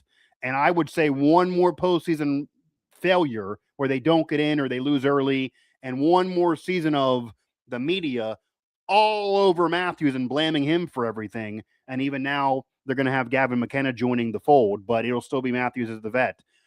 If I'm Matthews, I then want out. I already would want out. But same poor management, no matter who's in the chair, whoever is making the decision, whether it's Sundin or whoever Sundin apparently gives green lights to these decisions. That doesn't make me feel better. When has he built a team? Like, I'm not sure. Poor Matt Meach. I don't know what he's doing. He could say no. He doesn't have to do this. He's not poor. He doesn't need money. Like, I don't understand why he's doing this outside of loyalty to a franchise that he didn't win a cup with. But nonetheless, I mean, they're going to be the same team they were. They're going to draft Gavin McKenna. We're in front of the draft. They're going to draft him. He's an impact player. I will say, I don't think he's a Sidney Crosby that changes your franchise and you're winning a cup in a few years, like some Leafs fans think. Matthews is still going to be your best player, certainly as a veteran. And Gavin McKenna, to me, by the way, George, I will just drop this little nugget out there and then drop the mic and let people with the number 1 overall pick, of course, think what they want. And they're going to draft Gavin McKenna, and he is the obvious selection out of Penn State. He makes tons of sense. He is a prolific player. He was great at Happy Valley. That's a great program for hockey. It makes sense. But there are many reports, accusations, rumors, even one that caused an arrest and had a DUI for a while, of how himself and namely his family acted in State College. I am going to say, George, that if Gavin McKenna does not have a successful career, the reason is not him. The reason is going to be, can you imagine his family acting the way they've been reportedly acting in State College in Toronto with the kid on the Leafs? You are going to get a question about the mother every day. You go to a bar and you get a DUI, that'll be national news. You will be talked about every day. That was kind of covered up in State College a little bit. I know what went on from coaches at the football program that were telling me what was going on and just having colleagues that cover them directly. And there was some reporting, to people's credit, but it did not become this phenomenon, and it won't stop him from being the number 1 overall pick. You do any of that in Toronto, like you could argue, George, based on their personal situation, it is the worst spot for him. You could argue this is horrible. I mean, they're still writing editorials about they can't get they're sweating Mitch Marner. They cannot get Mitch Marner off of their minds, even though he was like, hey, I was in a dark place, and like he kind of opened up about his mental health. Both teased it before the cup final. It's because he's playing well out of there. Yeah. Sure. But like That's teasing why. before the cup final, like, hey, I was going through some things. Maybe I'll tell you guys. He was asked after the Golden Knights season ended about it, and he kind of opened up like, hey, it was dark, and I was like, it was a legitimate mental health moment. And I saw Leafs fans in the comments like, oh, this guy's a bitch, like, and all these things. And it's like, God, like, let it go, right? Well, like, they feel that he and it's not just fans. Like I saw editorials, Globe and Mail editorials, Toronto Sun editorials. Like, he's still, blah blah blah. Sucks for him. Like they were vicariously living through hating him in the Stanley Cup final, and it's like, come on, really? Like, y'all got your own problems in house. You need to friggin' fix before going after him, even though he's from there and he got out and he's living better now. It's like weird jilted X type of shit, and it's bizarre. It is absolutely the jilted X that sees you move on and maybe you get married after the breakup and they're like, you weren't great in this relationship. Yeah, George. I mean, no, 100%. I mean, just bizarre. Like, I hated Marian Hossa when he went to Detroit, but that's because, like, we were so close to winning the Stanley Cup with him. I didn't have anything personal against Marian Hossa. And then he went and won one with the Blackhawks, right? Like, it was just, but that's just the hockey sport of it. This is another level. This is another level, Toronto. I know he's from there, but this is another level, man. Like, this is not Toronto. Pittsburgh's not Toronto. I know. Here's the issue. Here's the issue with the Leafs and the insanity there. This is how you treat players, number one. And I saw a lot of fans saying as much as going as far as, well, his mental health hurt our team and helped the Knights. Like, that was said, that if his mental health is going to be a thing that we're going to respect, why does it hurt us and help you? The mental health, like, that was said by people. That was where Toronto fans are. But George, it's not even, here's the issue. Yeah. It's not even so much the fan base who everybody expects to be ridiculous and toxic. And as much as everybody's rooting and happy for the Knicks fans, they got over this drought and they won this historic title, I'm going to say right now, and I don't predict it, the way they're run, it won't happen. But if the Maple Leafs ever win a cup, their fan base will be so unbearable that I will need to mute every one of them, and we will need to have them excommunicated. It will not, anyone who thinks the Knicks fans are unbearable right now, it won't even be close to how Maple Leafs fans are. If you look on social media, they'll pull up and brag about 13 cups that haven't been won since 67 on a dime. And they're out there. The NHL, stats. The damn NHL fed into this. I don't know what they were doing. Just yesterday, they put up a damn graphic with everybody's cup number, and they obviously have all of them through history, not just in the modern era. And they, and there were some that drew the circle of like, these ones basically are division championships, like pretty much like that. There were only so many teams in the league, and the Leafs would have none, of course, in this modern era of the sport. But nonetheless, I expect all that from the fans. I expect all of that from the fans, but all of it from the fans. Here's the problem with playing in Toronto. Why Mitch Martin? George, do you think the fan base or the media ever thought, okay, maybe we're the problem of why someone's mental health is worse here. Maybe we are why the mental health is worse here, and why in Vegas the mental health is sound all of a sudden. Maybe it's us. Maybe it's not you. Maybe it's me, the fan or the media member. Because, George, part of why I think Austin Matthews should ask out, do you recall? It's not even just a conversation of how they treated him in comparison to Matt Sundin. There is a member of Toronto media who wrote a column in which he argued that Austin Matthews should be subdued about his gold medal. He literally argued he should not brag about his gold medal, and I believe the word was he should be reserved about his gold medal while playing in Toronto. I would have went up to that man if I was Austin Matthews, gave him the middle finger and said, here's the gold medal in your face. The issue is the Toronto media are mostly all fans of the team. Yeah. More so than any other team, any other program, more so than college media with college programs. Like the Toronto media are even people that aren't from Toronto that write nationally and somehow cover the Leafs, which is the case for many of them. They're a national franchise, of course, covered nationally, especially in that country. They just become Maple Leafs fans. They're all Maple Leafs homers when they're there. and that is the media. So they legitimately just all have this fandom, and it's more, if you don't win there, like Mitch Marner not winning there, but then winning with the Vegas Golden Knights pisses off the media as well as the fans, which is just immature and insane.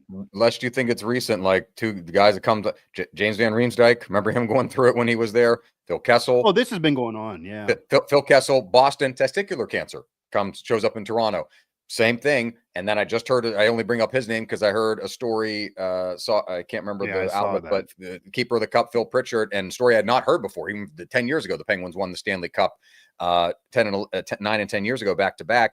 And Phil didn't tell the Penguins, and him and the cup and his people got on a plane and went to Toronto because he told kids in a Toronto hospital that when the Maple Leafs, when he was with Toronto, won the Stanley Cup, he would bring the Stanley Cup to them. And he didn't get to do it with Toronto, and did it with Pittsburgh, and took the cup to Toronto in the hospital, go see those kids, and signed a bunch of pucks for him. Like, right, but Toronto media at the time hated his ass. The whole hot dog thing, all that, thought he was fat, called him that. They were trying to run him out of Pittsburgh, even though he wasn't on their team. Like the Toronto media, the Toronto media was arguing with Pittsburgh media about Phil Kessel, and he hadn't been on their team in years. It's like they're wrapped up in other things, but the media is toxic in Toronto.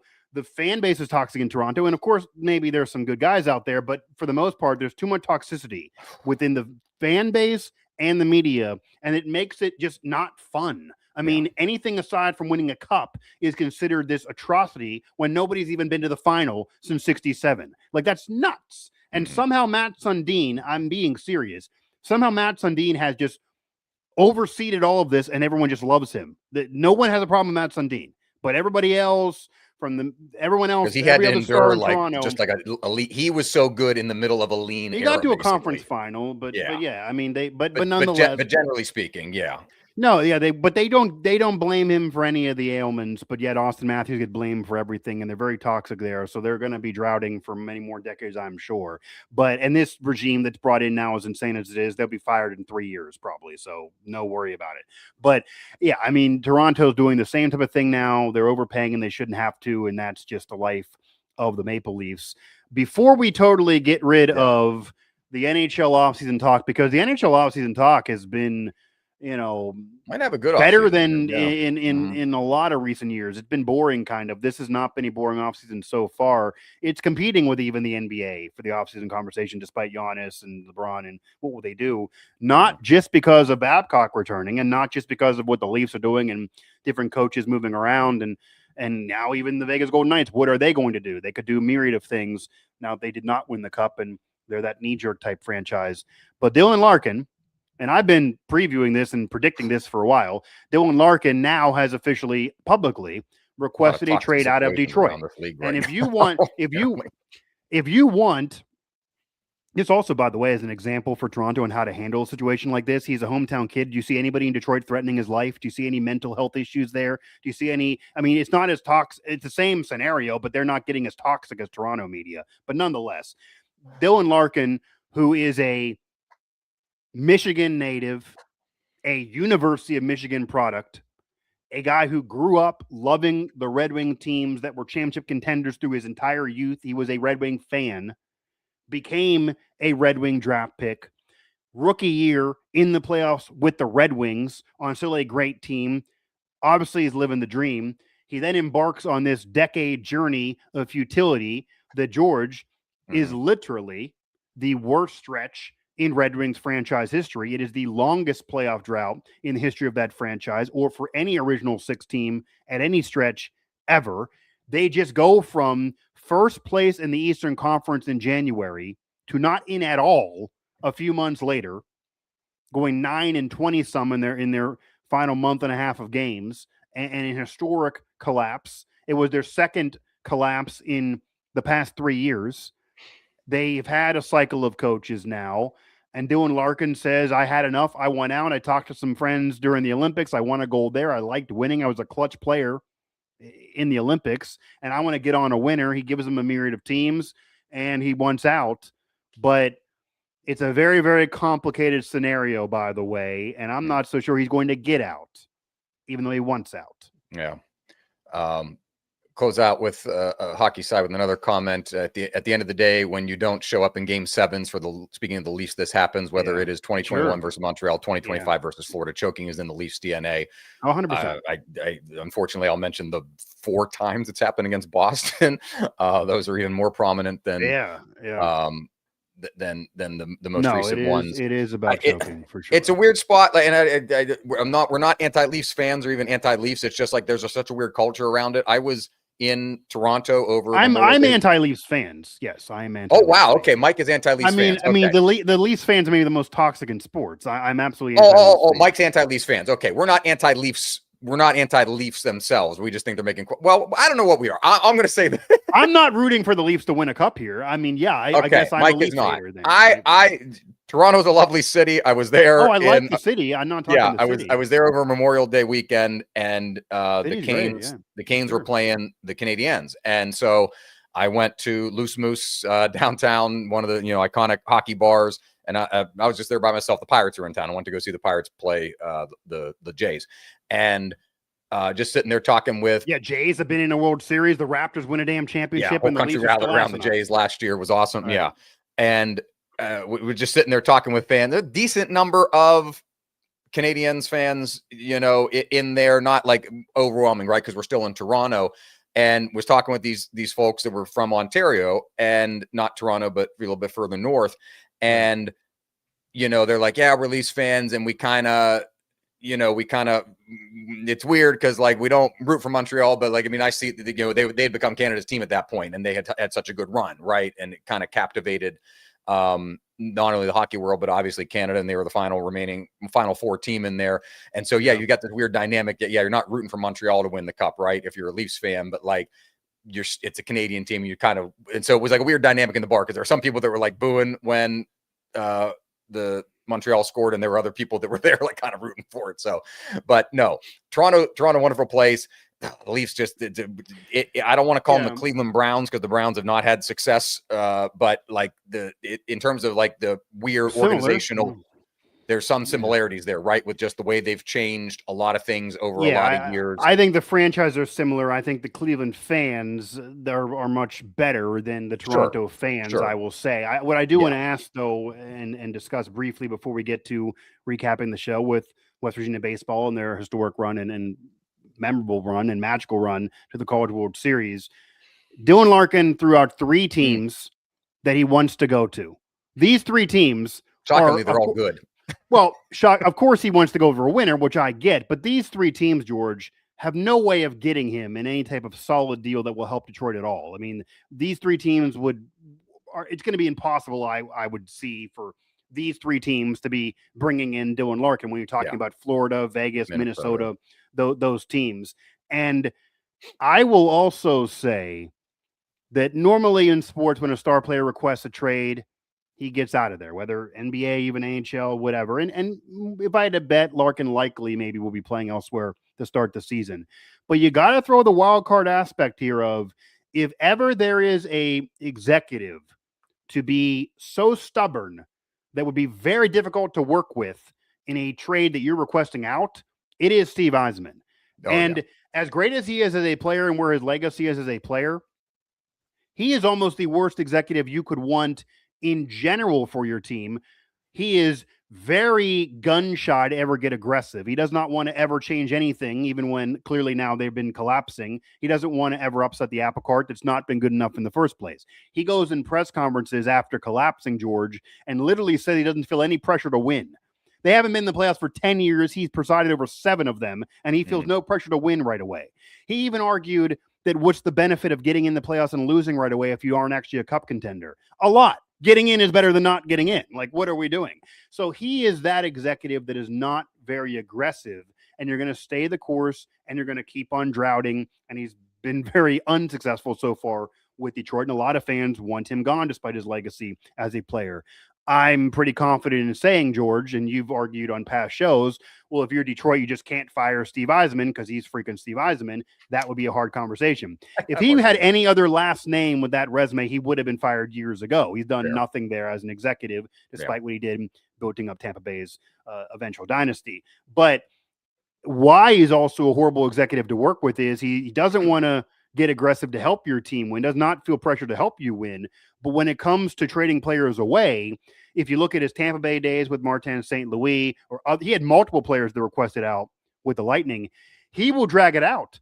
Yeah. Martin St. Louis requested a trade, and it took a year and a half to get him out of there. He is not in any way, he is not willing to budge or give in. He is very knee jerk in terms of, this is what I'm going to do. And also the thing about Yzerman is, he has said this publicly too, that despite not helping the team the last several years, and they made one trade last year, but they have been collapsing, that he wants players that can help Detroit win now and get in the postseason. He all of a sudden now wants to get in the postseason.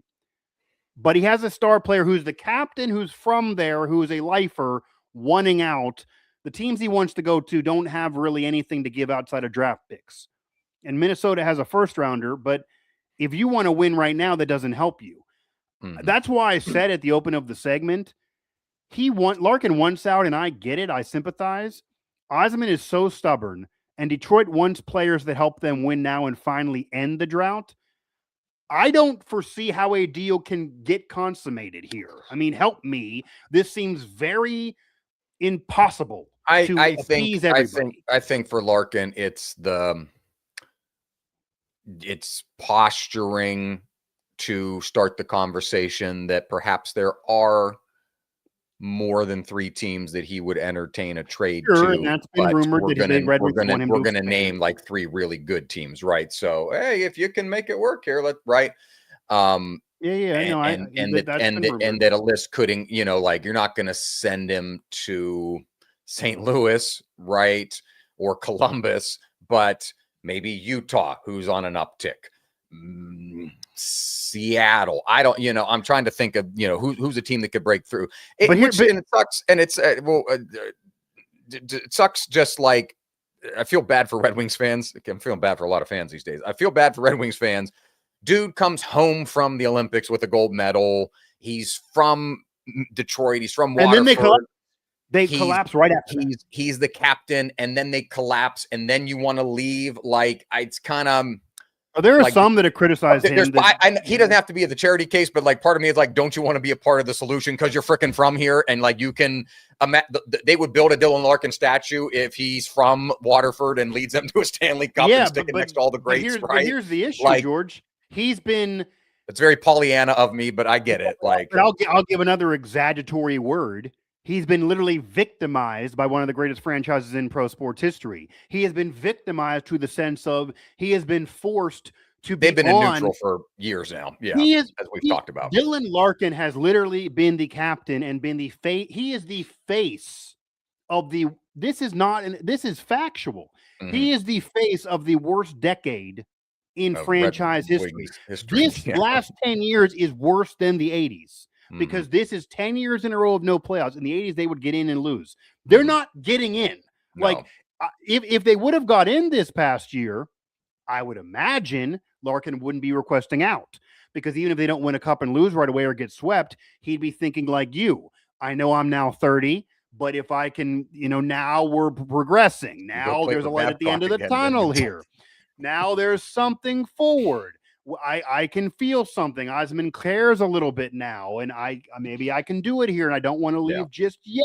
He has 5 more years on the freaking deal. Like, he signed an extension not long ago. This is not easy to do even financially. But like what happened in the NBA with those Olympic meetings, the team got in the Olympics, they got good, and then I wouldn't be shocked if we get more requests. But Larkin talked to his friends and, wants to play for a winner. But George, you mentioned the shock of him being from there and wanting to be part of the solution. You know what this feels like? Because, George, this happened after a meeting with Steve Yzerman. There was a reported meeting that after Yzerman's insane press conference where he basically poo-pooed it all, that apparently Yzerman and Larkin met. And by the way, according to reports, Dylan Larkin grew up an Yzerman fan. And since Yzerman has now been presiding over the Red Wings with him as captain, they barely talk. And Yzerman and Larkin don't get along. Those are reports out there as well from Detroit and even national media. And they had this meeting, though. They rarely talk and had a meeting. And then after the meeting, Dylan Larkin, through his agent and other means, puts this public trade request out there. Clearly, George, like you're saying, don't you want to be part of the solution? Clearly, whatever Yzerman is selling, Dylan Larkin must believe there is no solution in No sight. way. This isn't it. Yeah. Yeah. The thought must be for Larkin is, this ain't it, Steve. Do I want to stay and be a Red Wing lifer because I grew up a Red Wing fan and am a Michigan native? Or do I want to win in general? Because he is not 24. He's hitting 30. He's in his prime, but he's on his older years. It's harder to win a cup when you're older as a top player. And, he'll be 30 at the end of next month. Yeah. What I also will add, and Larkin's been a solid two-way player, 35 plus goals, a two-way player. You could argue he's very underrated. I think it was great for him to get on the international stage. Mm-hmm. He was one of USA's better players. He was very impactful as a two-way player. But I do not believe, and maybe he can prove me wrong like Jalen Brunson did when people said he couldn't do this either. I do not believe Dylan Larkin can be your best player on a cup champion. I think he is better suited to be a number 2, even as a two-way player, and have somebody be better than him on the team. The Red Wings have never provided him a player better than him on the team. DeBrincat is good. He is small. He is not better than Larkin as a two-way player.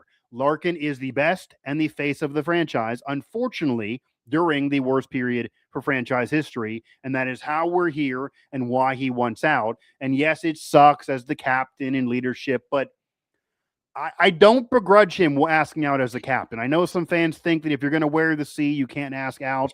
Like don't wear the C if you want to be only with a cup champion. You got to be the guy for this franchise.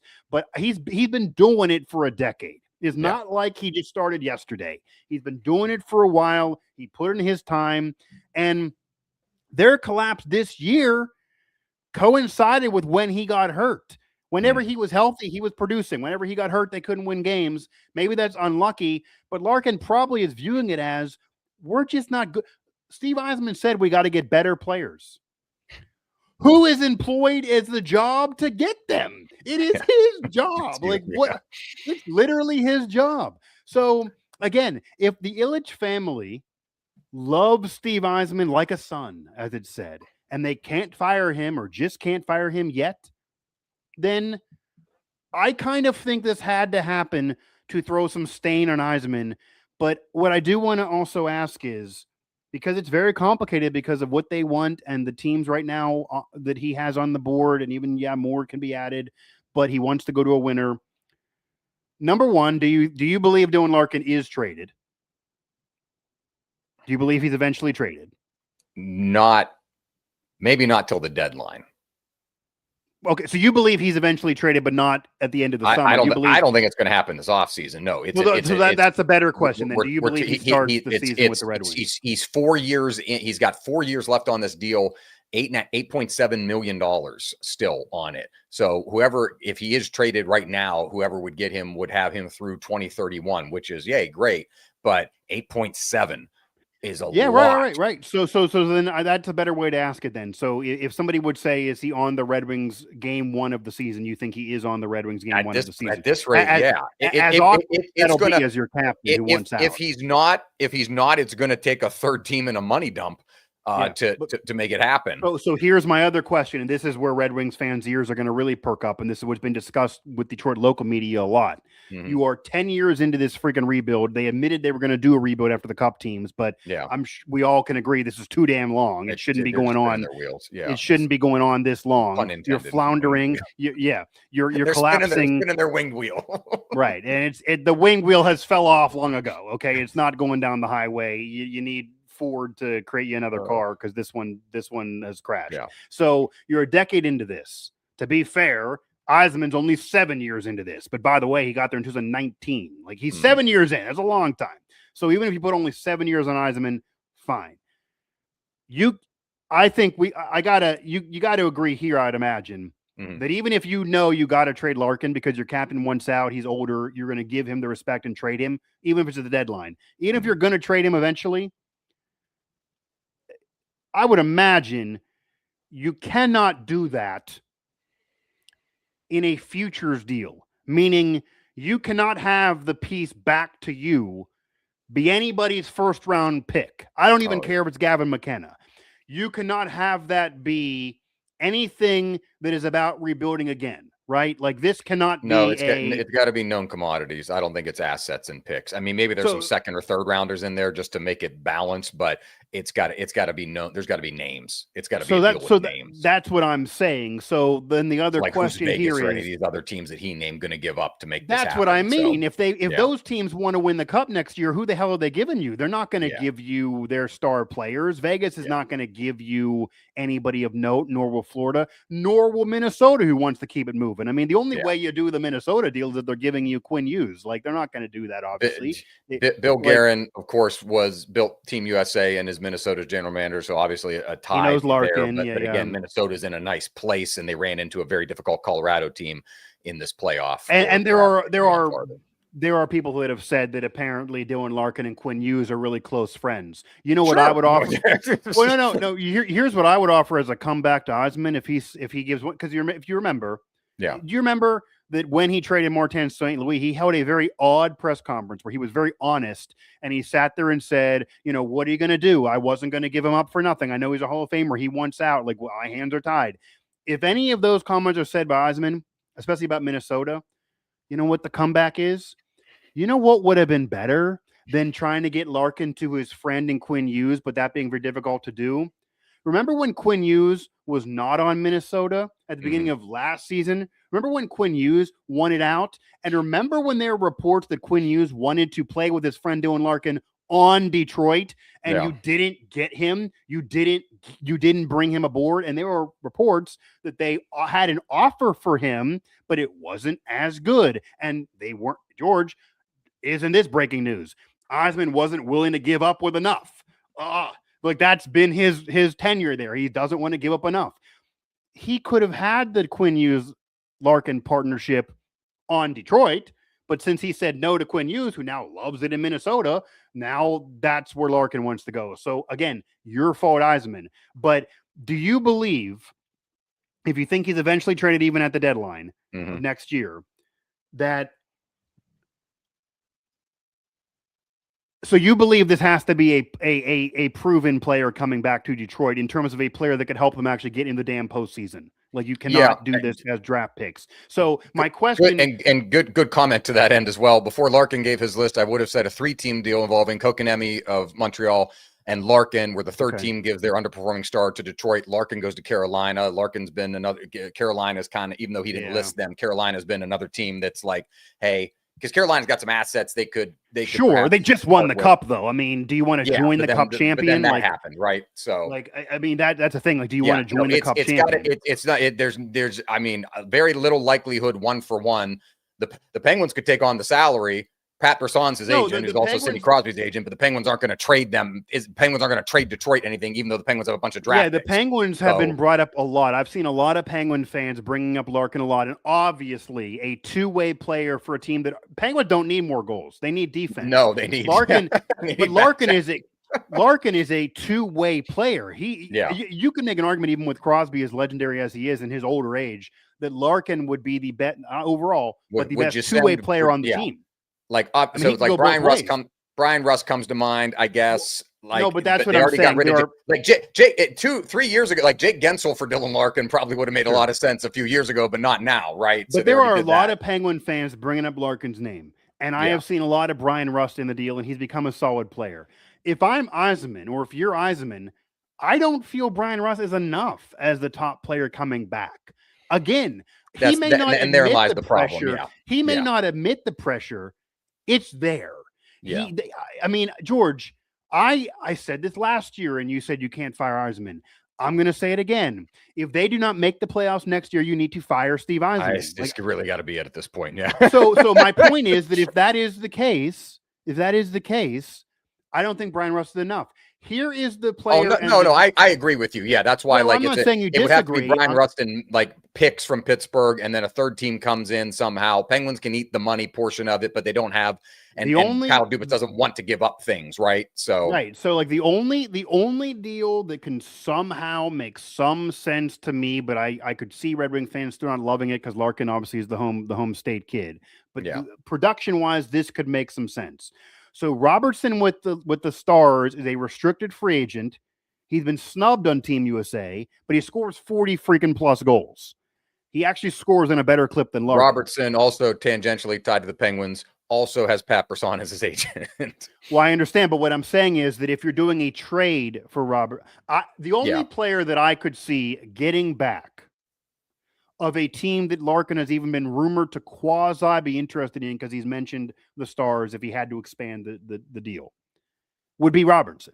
I think you could maybe do, if you get Robertson back, that could be the top player in the deal. You could do that a 1v1. That is above Ryan Russ. Like that could be. Yes. Mm-hmm. But outside of Robertson, I don't think there is a deal right now. That's what I'm saying. Unless it is the Robertson deal, if he either goes elsewhere or goes back to Dallas, what team is willing to part with their young rising star for another guy who's less young, but also still could be a star, right? If I'm Steve Yzerman, I would need a player who is 30 years old or younger that can score at least 30 goals, that can give you some defensive 2A ability, that would want to win now. And if that player doesn't exist, because he really doesn't, who's available, then again, as you're saying, the deadline, people are just assuming that he'll get traded. I do think Steve Yzerman is stubborn enough, and maybe now feels some pressure to win right away, that he would just refuse to do this deal unless he gets something. Again, he made Martin St. Louis waited a whole extra year. And then the wild card aspect of all of this here is, before we get to West Virginia, just last question on this.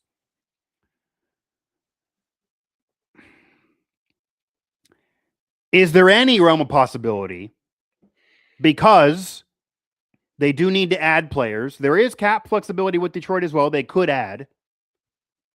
They now clearly have pressure to win right away. They don't even have a freaking lottery pick, because the only aggressive move he ever made in 7 years was the one they gave up to St. Louis, and now has 2. So they lose that opportunity even in the lottery this year in the draft. But it's all about now. F the draft picks. Like if ever anybody's going to be F them picks, it should be Detroit right now with the Red Wings. Is there any path forward now for a meeting in the summer to occur where Yzerman, the agent, and Larkin sit down, and Yzerman basically says, I'm not going to trade you unless we can win right away. That deal does not exist. And somehow this relationship can get mended to a point that Larkin can still be on the team whenever they win and does not have to be traded? Can this be repaired, that Larkin can be convinced, if you're not going to trade me, can you help me win here? Can you add a player here? And Yzerman would actually finally give in and add somebody. Is that possible? I think it's possible from Larkin's perspective, but then we're back to the onus is on Larkin to make that happen. He would need to hear, like, if I'm not leaving, who is coming? I don't think Larkin is trying to be purposely abrasive here. It feels a little bit like Myles Garrett last season in Cleveland, and then, hey, let's restructure. Here's more money. Okay, now it's okay. Eventually, he does get traded out of Cleveland. But I think it's even Giannis with the Bucks. He doesn't want to be the bad guy, but he wants to win some games. Like, so it's like, hey, let's do some. This is my leverage. My leverage is this. I'm the captain, and I don't like it right now, and I want out. And so you get very specific, right? It's not like I think Larkin would be willing to play ball. Will Yzerman capitulate and do so? Basically. Yeah, I mean, Larkin is on the record 2 years ago when they had one of their collapses in saying that how did he wear? I think he would have said it would have been nice to have a boost off in the trade deadline or something. And of course, Yzerman did nothing. Like, he's thrown some shade back to Stevie Y, but. And the other problem is, if you do fire Steve Yzerman, the rumors are Chris Draper would just get it promoted. And he, by the way, has been the underling this whole time, making the same decision. So, Chris Draper. I mean, what you need to do if you're Detroit is, and what they're not going to do just yet, is fire Yzerman and then go to Larkin and say, he wouldn't get aggressive. You liked him when you were 14. He sucked as an executive. He's gone. let's get somebody in here that can help us win. Now will you stay? Mm-hmm. That is what really should occur here. And I could again argue, George, that if Yzerman would come to Red Wing ownership and say, come to the Ilitch family and say, I'm unwilling to do any of these Larkin deals. I'm unwilling to add anybody to the team. I'm unwilling to have another meeting with Larkin. I'm unwilling to say different things to the media. I'm unwilling to deal with pressure. There does come a time where the Ilitch family needs to say, I'm unwilling to employ you. Like, this is just nuts. Like, I mean, I'm pretty sure, because there's always the comparison of what if Lemieux didn't own the team, but was just an executive and they didn't win. The Penguins could never fire him. I'm pretty sure, George, if Lemieux was the GM or the president of hockey operations in Pittsburgh, and he did it for 7 years and they never made the playoffs, there would have been an ownership that would have said, we're going to do a statue and have you no longer run the team. Like, what are we doing? Like, you can't just not win ever and say that it just has to stay the course. So, yeah, I Larkin probably will eventually get dealt. Where to is a question, and how to is a question, because again, it's very complicated. And if Yzerman wants win now players and no longer draft picks, I mean, that is another point. If he trades Dylan Larkin and the top value piece back to Detroit is a draft pick, I don't care what round it's from, that's a fireable offense too.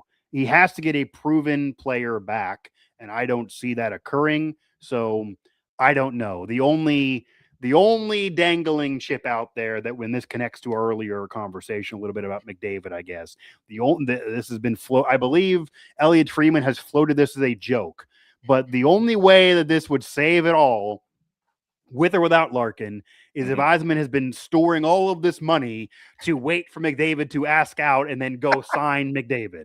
Like, if that is what happens and they get McDavid in 2 years, then okay, maybe it's fine to miss the playoffs a billion years in a row.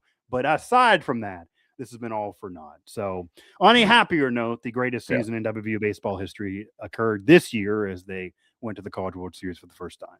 Yeah, we'll round it out in the college baseball world.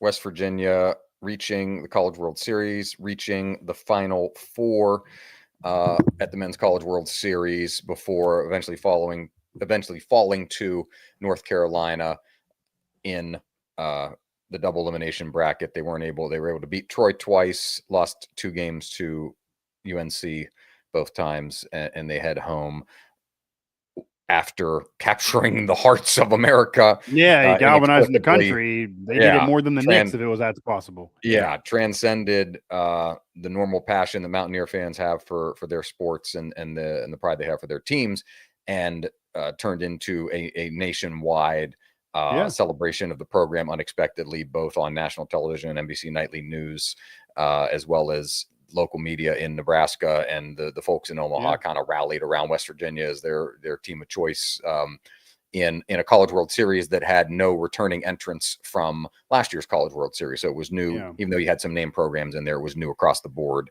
in terms of teams returning to Omaha, and acquitted themselves tremendously. The baseball program on a complete rise and high. The games in Morgantown were absolutely electric. I was able to make it to the final game of the regional round where they walked off Kentucky that Monday night and sent everybody into a frenzy for the first time. Right. And then to be able to do that, and the results that came after the ensuing results that came allowed them to host the super regionals for the first time ever. And that was a fever weekend, and they beat Cal Poly in 2 games decisively to send everybody into a frenzy and on this wonderful ride to Omaha. It has been wonderful. It's been fun to have something Mountaineer related to support and cheer for late into the spring and into the summer like this. And it's something they can build on as well, Mike, going forward, as they have in these 5 seasons. And it wasn't out of nowhere, like some nationally kind of act like it was. I mean, they've been building up to this for a long time now, for a decade plus, on Randy Mazey doing it, to now Steve Sabins, and 3 straight regional appearances. Only them in North Carolina have experienced 3 straight regional titles in college baseball. multiple super regionals, and of course, and now winning finally the super to get to the College World Series for the first time. And they won a Big 12 regular season title. They made the Big 12 championship game in the tournament this year as well. JJ Weatherholt, Alec Manoah. JJ Weatherholt might win freaking National League Rookie of the Year this year, which is very much on the board. And Gavin Kelly, a Pittsburgh Central Catholic product, goes south to West Virginia. He's going to be back next year because he has to be. And the year after that, he's already projected to maybe be the number 1 pick in the draft. He's a freaking catcher / shortstop who has power. Like, that doesn't happen. Shortstop and catcher, you pick one normally. He can do both. So, and the biochemistry lab, Paul Skeens trains down there in the offseason, not with the Pirates facility. He doesn't go down to LSU where he played and won a College World Series. He goes to West Virginia because of the biochemistry lab. Like, they built all of this up. It was not out of nowhere. It made sense really to get them to this point of the trajectory of the program. And then the country was able to realize that West Virginia teams sing country roads with their fans after wins. It's been going on for 2 decades, but everyone now realizes it. It's not this new thing that some think so, but it really, to the term of galvanizing the country, it really, really did. Everyone became kind of West Virginia fans. They became America's team in this run to the College World Series, and they won a couple games. They got to the Final Four grouping, and so they acquitted themselves there, even with the 2 wins being non-Power 4 schools. And of course, you got to say this, the caveat would be for the future of the program, and it certainly should be bright, and they certainly should get back there. And clearly the standard is now at least getting through the regional round now repeatedly, if not getting back to Omaha again, with Saban's only a couple years in and having historic seasons. But they needed UCLA to lose as the top overall seed to host the Supers. They didn't face, they faced Cal Poly, who's a lower level program in the Supers. That was by far the easiest matchup for any of the teams in the Supers, but they dominated them. And then you face Troy. They didn't have a Power 4 opponent for 2 weeks. Like, when are you going to get that path again? But they capitalized and made a great run out of it through the College World Series. So I ask you then, George, because it's very much on the board for them to expect to win a national championship. I mean, that now has to be the goal. They were right there. Again, that has to be the path here. But we talked about this on a past show, and they're technically able to say they were in the Final Four this past year, even though College World Series is kind of that. But they were in the Final Four group, got to the semifinals. Now that this finished out, was this better from a historic sense than the men's basketball team getting to that Final Four? That wasn't the first for the program history, but that was through the NCAA tournament, a crapshoot tournament, getting to the Final Four. This is a Final Four group, but it's different way of getting there because you're having to go through this bracketing and you only had to beat one team to get through, to get into the quote unquote Final Four, but more improbable for a baseball program that's been building up to this, but does not even have the history anywhere near of that, of what men's basketball was before 2010. Yeah, I've got it, but just below the Final Four, but it is number 2 at this point. The baseball thing being interesting, where the NCAA tournament, basketball tournament, you've got these moments in time, these singular games that are played very close together. Whereas in both of these setups, all 3 of these setups, the regional supers and then the College World Series, you're facing these teams multiple times. The supers is a regular series. The first round of the College World Series and the regionals are both these double elimination things. So you play these teams and can see these teams multiple times, like West Virginia did with Kentucky. Yeah, they had to get out of the losers bracket to beat Kentucky, right? Yeah, correct. So it's still just the Final Four for me. The 2010 men's basketball, 2009-2010 men's basketball team that goes to New York in Madison, as we kind of also, the nostalgia part of me, as we're kind of watching, those are the nascent ending days of West Virginia in the Big East. They go to New York. The Big East was the best basketball conference in America at the time. They field an all 5 starting lineup of New York, New Jersey Metro players. They go and they win the Big East title. Deshaun Butler and the Mountaineers win the Big East title. They go and they go to the Final Four, and to get to the Final Four, they beat the hot team of the moment, Kentucky, and John Wall and Boogie Cousins, and all the momentum of Calipari and the freshman players, which was kind of like the first wave of Calipari, like saying, we're just going to do a bunch of one and done guys, which is very common now, especially in this year's NBA draft, but less common back then, even though it did happen. And you knew John Wall and Boogie were going to the league, and they did. Wall was the number 1 pick, and the Mountaineers beat them as underdogs and then go, and Deshaun Butler gets injured in that game, but to get to the Final Four, which they'd not been to since 1959, with Bob Huggins, who had just been back for a few years leading his alma mater, and the way they actually won a conference title, like that whole season, that spring was a dream. So this is very, very close to that. But for me, still, I just the Final Four a notch above this. If they had perhaps if they had gotten to the final and it was like us and Oklahoma on the other side of the bracket, then maybe I could put this above it. But you get down to end up being the Final Four teams. You can't force the extra game. If West Virginia had beaten North Carolina, they could have forced another game against North Carolina the following day to then winner take all go to the College World Series final. And they weren't able to do that, but still a wonderful historic moment in Mountaineer sports history regardless. Yeah. And it's also, it's easier to win at home than having to go on the road like the men's basketball team did. I mean, they did have the benefit of being at home for the regional and the super regional.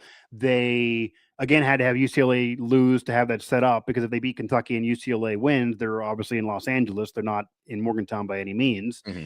And they don't win the Big 12 title. They won it the year before with a regular season award, but they don't win the Big 12 title. They lose to Kansas the title game in that championship game, which was further than they had been in the conference tournament in this iteration, but they don't win that. And you also get out of losers brackets where obviously if you lose in the NCAA tournament, there's no more games. So they're able to kind of have that caveat in, but an incredible special historic season. I don't know if I would say these are 1-2 in the history of the whole athletic department. I mean, that's a whole nother conversation, but in terms of in terms of comparing it, because the comparable is Final Four, team sport, tournament, NCAA tournament type of thing. It's not talking about what should be claimed. It's just an NCAA postseason tournament where you win, you keep on moving, undisputed event.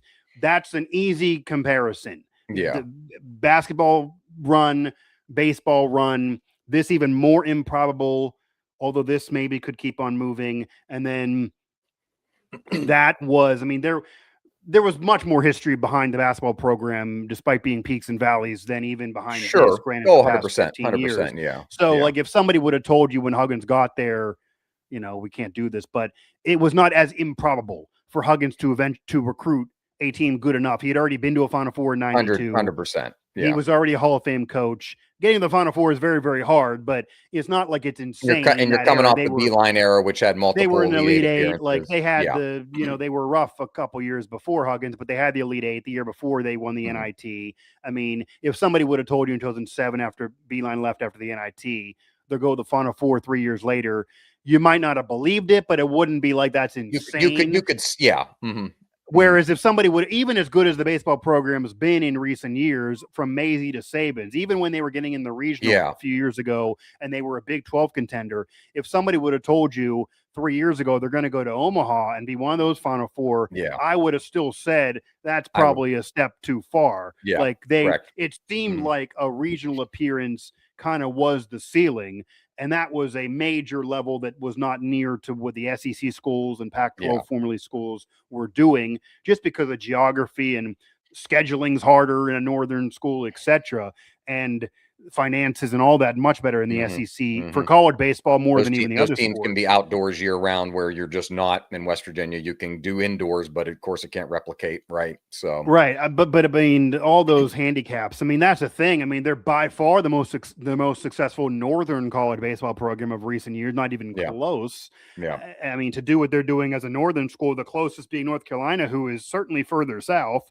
So I mean, it's a big deal, but nobody would have even predicted this. And George, as somebody who covers Mountaineer athletics, and I've had other colleagues say this too, obviously, when you go to the College World Series for the first time and you're in the Final Four group, you can certainly say it's the greatest season in program history, one of the greatest for athletic department in program history. However, going into the year, I certainly did not think this was the best Mountaineer baseball team ever. I could argue on paper there have been better teams in recent years. The J.J. Weatherholt team, I could certainly argue was better. I could argue last year's team might have been better. They were a top 10 team under Weatherholt a couple of times in the baseball ranking. Not even just under Weatherholt. They were a top 10 team under Alec Manoah before Weatherholt. They've been top 10 multiple times. They've been as high, I believe, as 5 or 7. And they kind of this year they kind of floated around 15 for most of the season. They weren't even ranked at the beginning of the season. There were some that thought they were getting snubbed. They went a month or so before getting ranked. And then there's a myriad of publications that rank college baseball. There are some that are just media outlets that actually, by the way, there are some that did rank them in the top 10 this year. But in terms of the real legit ones, they were more top 15. But yeah, I mean, a year ago, they were perennially top 10. They won the Big 12 regular season. Hosted a regional a few years ago that they ended up losing to Texas A&M. 2019. They hosted in 2019. And I actually will say, too, I do believe, and this is the way it works, there's politics involved, them being awarded hosting this year was almost a career achievement of 4 or 5 years running. This season's record was not better than a year earlier when they didn't host. Several years earlier, they had to go to North Carolina. Last year, they didn't get to host. LSU. I mean, George, the program thought they should have hosted a year ago. They were the Big 12 regular season champs, and they didn't get to host. Yeah. This year, they got to host, runner-up, regular season, and in the conference tournament to Kansas, who also, and they're the last team that gets into host, which was debatable. Will the Big 12 get 2 teams? Yes, they got Kansas, which was the conference champion, and West Virginia, which was the conference tournament runner-up, as the 16 seed, was the last team in to host, number 16. Yeah, I mean, the program of West Virginia pretty much was telling the media, even when they didn't win the Big 12, they pretty much were saying it was a lock they were going to host. They weren't sweating it out, but they were clearly the 15 and 16 seed, so the committee didn't make it guaranteed to them. And again, I believe personally, if West Virginia had a full-on Cinderella season and they were not building up to this, but all of a sudden they got Gavin Kelly and company, won 47 games, and had this great year, and they had to be able to host, I don't think the committee would have gave it to them. I think they would have said, you're in the tournament, but you're not hosting. They would have probably said you got to earn it more.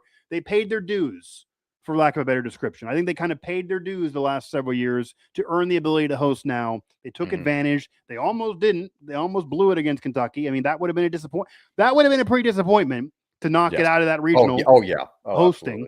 And it almost happened. I mean, they had to get a walk-off in the decisive game. And then, of course, you mop the floor with Cal Poly. And then you get there and you win games in Omaha. And you didn't just beat Troy, who's lower level. You won 12-0, only the third time in college baseball history to have a 12-plus runs shutout over a team in the College World Series. So they did that. So, but there are weaknesses of the team. The defense collapsed. The bullpen's not good enough. There's things they can get better on. And to steal a phrase from a maligned former Pirates executive, it'll be interesting now if they are shopping in a different aisle. Because in order, to me, even to get to where they are, to win a national championship, even still for the baseball program, Ken Kendrick has built it to this point. And he gave them so much money, they put his name on the ballpark. But they need more than just Ken Kendrick to get to that level. They need even more of an investment. They need, instead of turning diamonds into, or instead of turning rough into diamonds, instead of trying to mold these non-highly touted recruits like Weatherholt was or Gavin Kelly was and make them stars, which is a feather in your cap, they need to probably start getting top recruits that are just guaranteeably stars without you having to do the work. That then would tell me the baseball program can win a national championship. There's still a step to go, and maybe it happens too. I mean, as much as Rich Rod wants Pat McAfee's money, his appearances this year, his appearance at a regional game was his literal first at a college baseball game in West Virginia ever. He never went when he was there. He admitted this. He never went when he was there in school. Maybe now he'll invest. Maybe now he'll kick them some money that, hey, doesn't all go to Rich Rod. Doesn't some go to Hodge? Maybe now goes to Sabins as well. So, I mean, it's just nuts. Because even the programs that Sabins was rumored to maybe be talking to, I mean, it's fair to say those will be step downs from where West Virginia is right now as a baseball program, which is just nuts to say years ago. So the investment's there, the facilities there, the team's there, the success there, the MLB draft picks are there, and they now just were in the College World Series. They certainly could get back. And I would say if they're not back at least once in the next 5 years, that's disappointing based on where the program is today, while it's no guarantee to get back. So it's similar to that Final Four run. I could argue this is even more historic, and maybe that was better overall. You could split it that way. Like, this is more historic, but that was maybe more of an achievement. And I do think that I don't know if I'd place this as the number 2 achievement for the athletic department. I mean, football's had enough success to get up there with at least one of those major bowl games. And then making the national championship in '88. Yeah. Well, they didn't win it. I was going to say, like, if you're just going to wins, I could see an argument for baseball, but I think you have enough major bowl wins. The Sugar Bowl win, the Orange Bowl was 70 points as a win. Fiesta Bowl was a win. Even if you don't want to go 88 or anything way back a century ago that people argue, because they weren't off of wins. Like, if you want to say when you finish the year as a winner of something, then I still think you could argue those major bowls. I think you could argue those major bowls. To be fair, even though it didn't galvanize the country, the women's soccer team did get to the championship game, not Final Four, but championship game. That's a step above. The men's team was in the College Cup. So that's at this level. You could argue that's on par with this, but that didn't galvanize the country, of course. And then obviously other teams and other success throughout the athletic department. But I mean, Jerry West made the championship game. 1959. George couldn't believe it. He thought it was Photoshop, but the men's team now has a banner that says national champions from a decade and a half earlier. I had to prove that multiple times, but that is not a Photoshop. That is the case. Yeah. So if you're going to ask the program, they are going to bring that up. A bunch of dumb. Yeah, I know. Yeah. They're going to bring some things up. I think they can claim more. I know what the program will give me, and I know what the real answers are. So, I think the program would maybe give you men's basketball as the Final Four 2010. I think the program maybe would say that's number 1, but they would also add in the Sugar Bowl. I think the program would give you those 2. I think this might be below that, but it's definitely top 5. I mean, regardless of who you're talking to, correct. It would definitely be top 5. I would say that.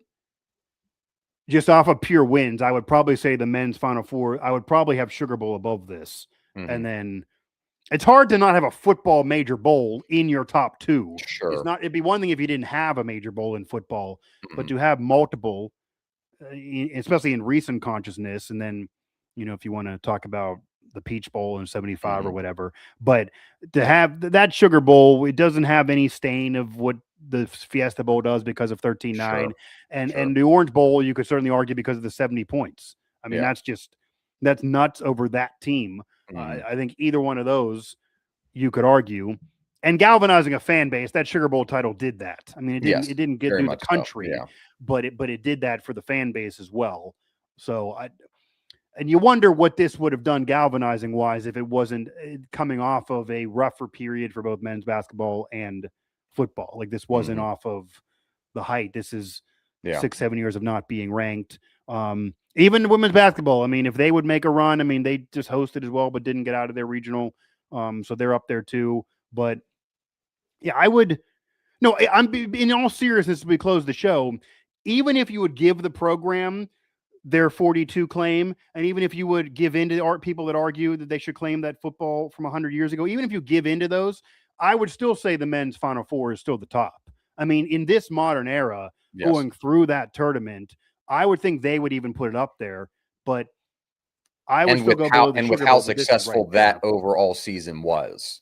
They didn't. Yeah, because you have the conference title as well. They were a top 25 team. They won the Big East tournament. They were number 2 seed in the NCAA's. Like, it's a great team, not just in West Virginia history, but in college basketball, for that season and recent history. So I'd have to think about it. But in terms of this century, if you're talking about the greatest teams to not win a national title, it might be one of them. I mean, they didn't get to the championship game, but it'd probably be. You want to go that far, sure, yeah. Yeah, I mean, meaning beyond WVU. So, like, if you want to say that, I mean, and you could argue it as the best team Huggins coached. If you want to, I mean, the 92 Cincinnati team would be the other argument, but one of those teams for Hall of Famer would be the best team he coached. And we will see. I mean, if the baseball program wins a national title or gets back to Omaha, that would elevate this even more. They need to make this not be a flash in the pan, but there's no reason why they wouldn't. I mean, this program is going onward and upward. And I imagine also, like the Knicks, kind of, if they go back next year, I don't know if it's going to captivate the country the same another year through, but maybe the college baseball world and people who follow college baseball, but maybe not as broad, right? Yeah, I mean, the whole, like, country roads after games, now everyone realizes it. It's not new. Everyone realizes it. And it also goes to show that if the football program and men's basketball program ever get rolling again, well, the men's team did win the crown and they should have got in a couple years ago. Like I think they're going to probably be a tournament team next year with the expansion. They certainly should be of expanding the tournament. But if the men's team and the football program ever get really rolling and what Rich Rod's saying ever really come to fruition and they ever become a true Big 12 contender and CFP team or men's basketball ever gets to that Sweet 16 plus level again, then if you've seen the fan base do this for baseball, no slight to the sport of baseball that I also love, that would be magnified even more to celebrate football and men's basketball success. And then collectively, if you look at the overall athletic department, if you get the football and men's basketball rolling, it would then again be one of the best athletic departments in the country. If you look at everything going on, you just cannot argue that with football coming off a 4-8 season and the men's basketball program not in the NCAA tournament 3 years in a row. But if they can get rolling, as they say they will, then a lot of this is on the board for them to have success overall athletically.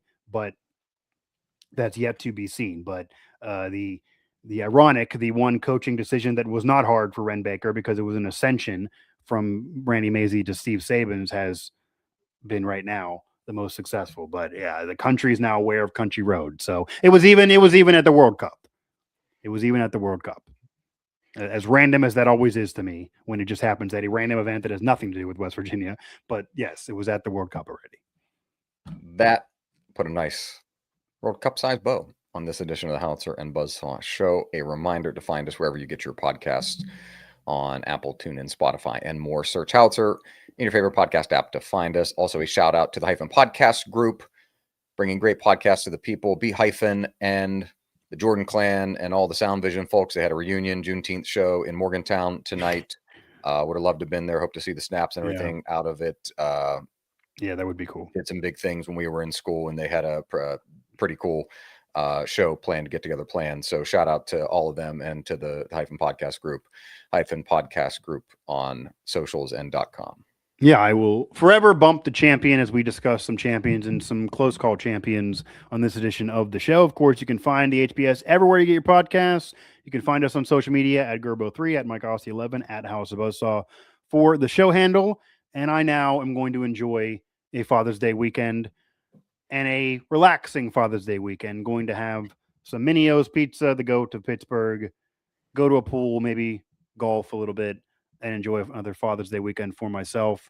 And we will see if the next sports calendar can come close to this level in spring action.